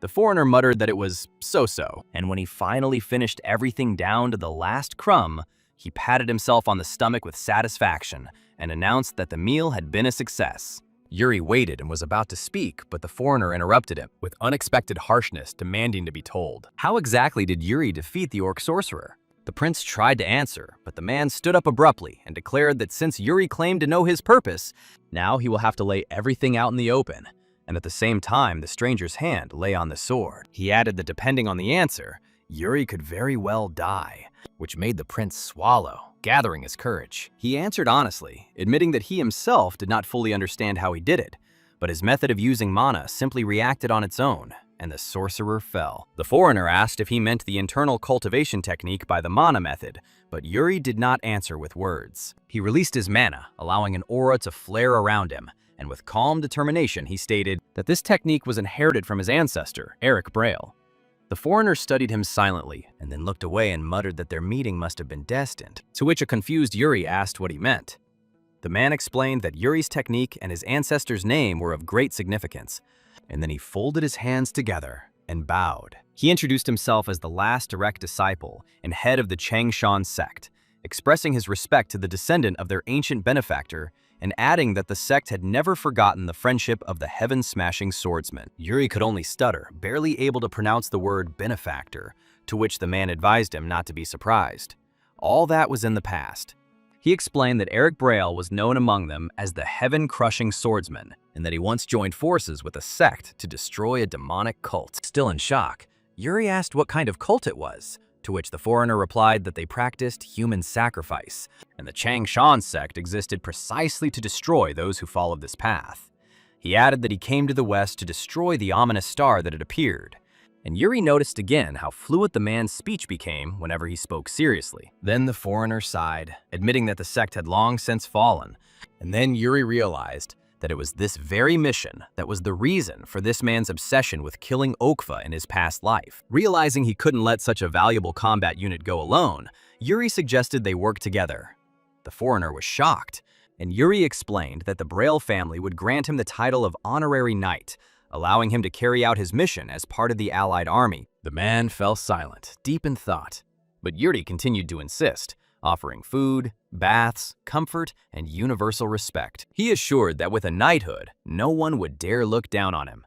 And at the end of the war, he promised to secure him a place in a major trading union. The foreigner muttered something irreverently under his breath, clearly captivated by the idea of such wealth.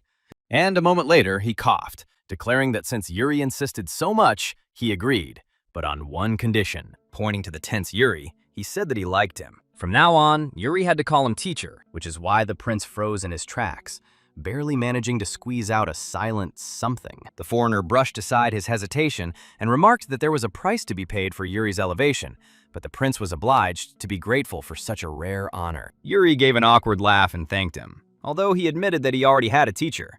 But as soon as he mentioned the sword demon, the foreigner's face instantly distorted with displeasure. The man snapped that Yuri could be a student of both of them, after which he crossed his arms over his chest with theatrical irritation, muttering that he had no idea of his value. And without giving the prince a chance to get a word in, he demanded that he be taken immediately to the commander of the Allied forces. Yuri just blinked his eyes in confusion and mumbled an apology, but the foreigner reminded him that he himself had offered to help, and since the prince needed to know something critical about the orcs, they had to hurry. Evening had already turned to night when these explanations finally reached Ragnar's tent, inside which someone recounted in detail the foreigner's words about human sacrifices. Ragnar sat at his desk, his fingers intertwined, and looked piercingly at the foreigner, asking if this Okua really used people in his rituals, to which the guest sitting next to Yuri confirmed that human lives were sacrificed to fuel the orcish witchcraft, and that Okua himself had already been completely corrupted by filth. This statement brought Yuri back to the memories of the recent battle,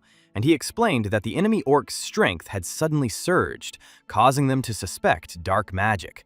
So if the enemy had the conditions to freely use such power, people urgently needed countermeasures. The foreigner added that it was precisely for the sake of getting closer to Okua that he pretended to be a victim, angrily grumbling that the Allied forces had ruined everything, which is why Yuri shuddered at such disrespect for Ragnar and hastened to officially assure the commander that the guest had nevertheless agreed to cooperate. Regaining his composure, the prince added that since this man's goal was to eliminate Okua, he would undoubtedly become a valuable ally, after which Ragnar fell into deep thought, resting his chin on his hand, until Yuri caught his attention. Ragnar straightened up, crossed his arms over his chest, and replied that he understood everything, promising to assign people to find ways to counteract the magic, after which he turned to Yuri and announced that from now on, this foreigner would be under his personal responsibility. Yuri thanked him, grateful for their alliance in this chaos, but just as the prince was preparing to leave, Ragnar called his name again, causing him to turn around. He said that he had heard about Yuri's intention to take the half-orc with him, and asked if it was true, to which Yuri, without the slightest hesitation, answered in the affirmative. Ragnar sighed with concern and reported that the captured half-orcs were now under the care of Sir Graham. However, the disputes about their fate were still ongoing, so he asked Yuri to make the final decision himself. Later that night, under a bright moon, Yuri walked around the area where the half-orcs were kept and silently watched them, realizing that although Ragnar's trust flattered him, this responsibility was simply pushed onto him, causing a cold sweat to run down his back. Suddenly, a loud cry broke the silence. Someone was furiously protesting that they were allowing House Brielle to outdo them. Turning around, Yuri found two knights arguing, one of whom angrily insisted that the use of half-orcs, especially as translators, will give the Empire a huge advantage. Another one gloomily reminded them that the surviving people behind them had suffered at the hands of these very half-orcs, and declared their duty to listen to the victims, to which the first knight only snorted derisively, insisting that it would be foolish to miss such an important opportunity. The people standing behind them simply trembled. Yuri came out of the shadows with a sigh and asked, was this the reason for their discord, causing both knights to freeze? He turned to the first knight and asked, could he really guarantee the usefulness of half-orcs in battle? To which the knight beat himself on the chest, assuring them that they were obedient and easy to train. Yuri's tone turned icy when he asked if the knight would be able to, or death. It is safe to entrust your back to one of these creatures. The knight hesitated, unable to answer, and Yuri looked towards the half-orcs and added that the soldiers on the front lines needed comrades who can be relied upon in moments of greatest vulnerability. Leaving the knight speechless, he approached the injured people, and one of the women visibly flinched at his appearance. Yuri calmly met her gaze and asked what she had witnessed, and when she hesitated, He asked her directly how exactly the orcs treated the defenseless people. A strong tremor came over her, and she clenched her jaw, forcing herself to speak and telling through tears how her wounded and immobilized younger sister was killed, literally tore into pieces before her and another woman's eyes. She remembered how the orcs laughed, amused by the cries of the unfortunate, and treating a dying person like a toy. And now, tears rolled down her face as she assured Yuri that this was the true essence of the orcs. Yuri put his hand on her shoulder encouragingly, asking her name and where she was from, to which she introduced herself as Jane of Sitter, and having learned the color of his hair, she timidly asked if he was Prince Briala. He confirmed it, and then her eyes flashed with anger. When she began desperately begging him for revenge, Yuri felt righteous anger boiling inside him, and promised that she would get her revenge, after which he immediately called for Sir Graham. When Graham stepped forward, Yuri announced that he was now speaking as Prince Briala, and not as a commander, claiming that these creatures had exterminated the innocent citizens of his kingdom and inflicted incurable mental wounds on the survivors. He saw no reason to recognize the value of those who trampled human lives in cold blood, and his rage flared even more as he proclaimed that the orcs would never change. He firmly ordered the destruction of every half-orc, and Graham, pressing his hand to his chest, bowed deeply, unquestioningly accepting this command. A cool breeze caressed the camp that night. But at dawn, the morning air was disturbed. He was suddenly torn apart by the warning roar of a horn from the guard post. The sentry screamed shrilly about the approach of the orcs, causing the entire camp to instantly start moving.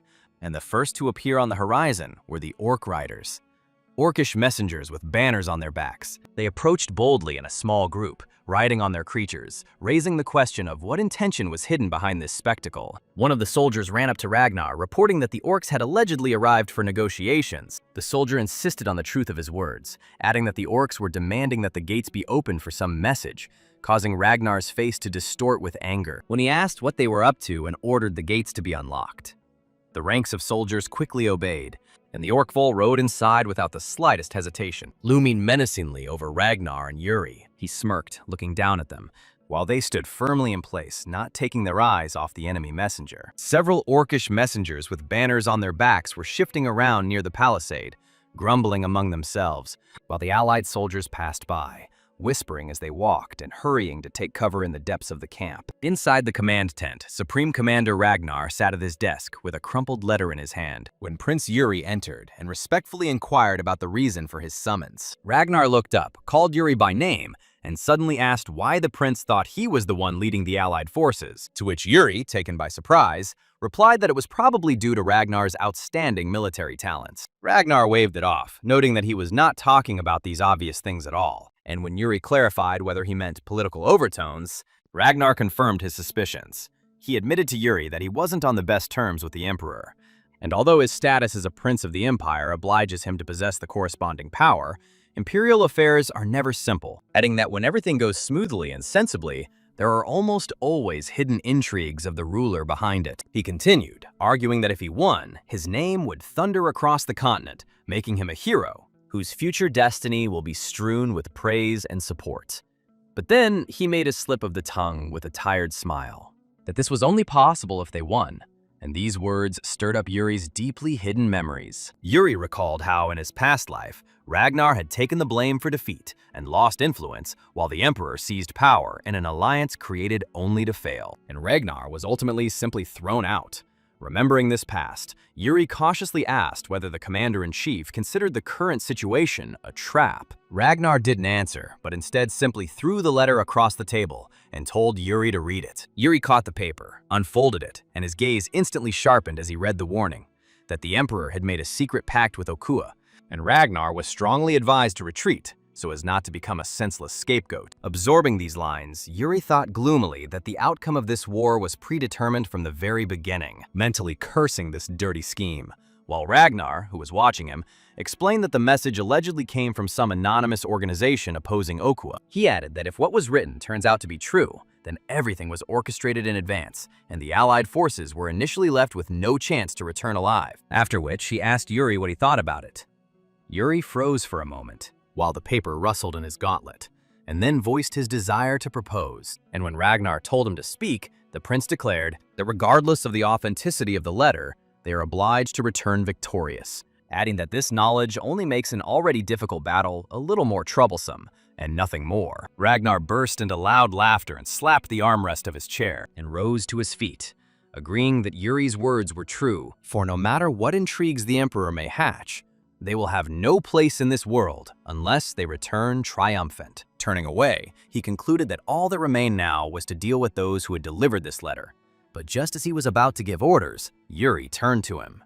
Looking firmly at Ragnar, he asked him to entrust the orc messengers to him personally, much to the commander's surprise. Outside the palisade, bulky orcish messengers milled about the stakes, grumbling and swearing in their guttural language, and one of them, baring his fangs, barked something sharply to the others. But the sound instantly died down as the ominous presence approached. A black, smoke-like aura swirled around Yuri as he walked towards them, dragging his cloak and creaking through the mud with his armored boots. And when yet another orc shouted something again in his rough dialect, Yuri only narrowed his eyes and with icy fury cut off their noise, ordering them to shut the hell up. The next moment, he drew his sword, the blade of which outlined a magnificent arc of dazzling blue light, and from this swing a crushing force erupted. The sword stroke stretched out like a shining path, cutting through the air along with the orcs' bodies, and this powerful blow ripped through their flesh with a single swing. When the light faded, Yuri landed smoothly, turning his back to the corpses collapsing behind him, while the allied soldiers watched from afar in shock.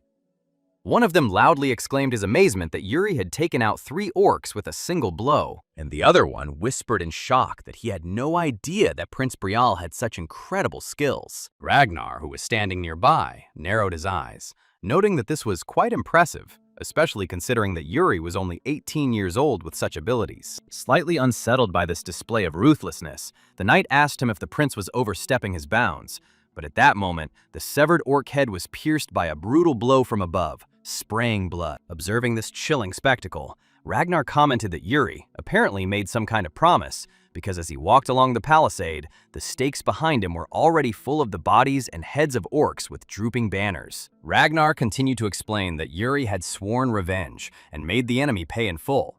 Later, under the rays of the crimson sunset, the army marched through the valley, and Ragnar stood, silently watching the endless column of soldiers and waving flags. Without turning around, he ordered his men to bring Eisen, to which the knight respectfully promised to immediately fulfill his master's will. Soon, an elderly man in a witch's robe arrived, leaning on his staff. It was Eisen, the imperial court mage, who asked if the commander-in-chief had summoned him. Turning to face him, Ragnar ordered him to tell him everything he knew about black magic, and Eisen thoughtfully repeated these words. And then he explained that black magic was considered an outdated art that was once rumored as if it were capable of resurrecting the dead, although such tales were now dismissed as superstitions, and then reported that Okua was using dark magic fueled by human sacrifices. Ragnar remembered the previous battle, noticing that they had already felt this power on themselves, and expected the orcs to only become stronger.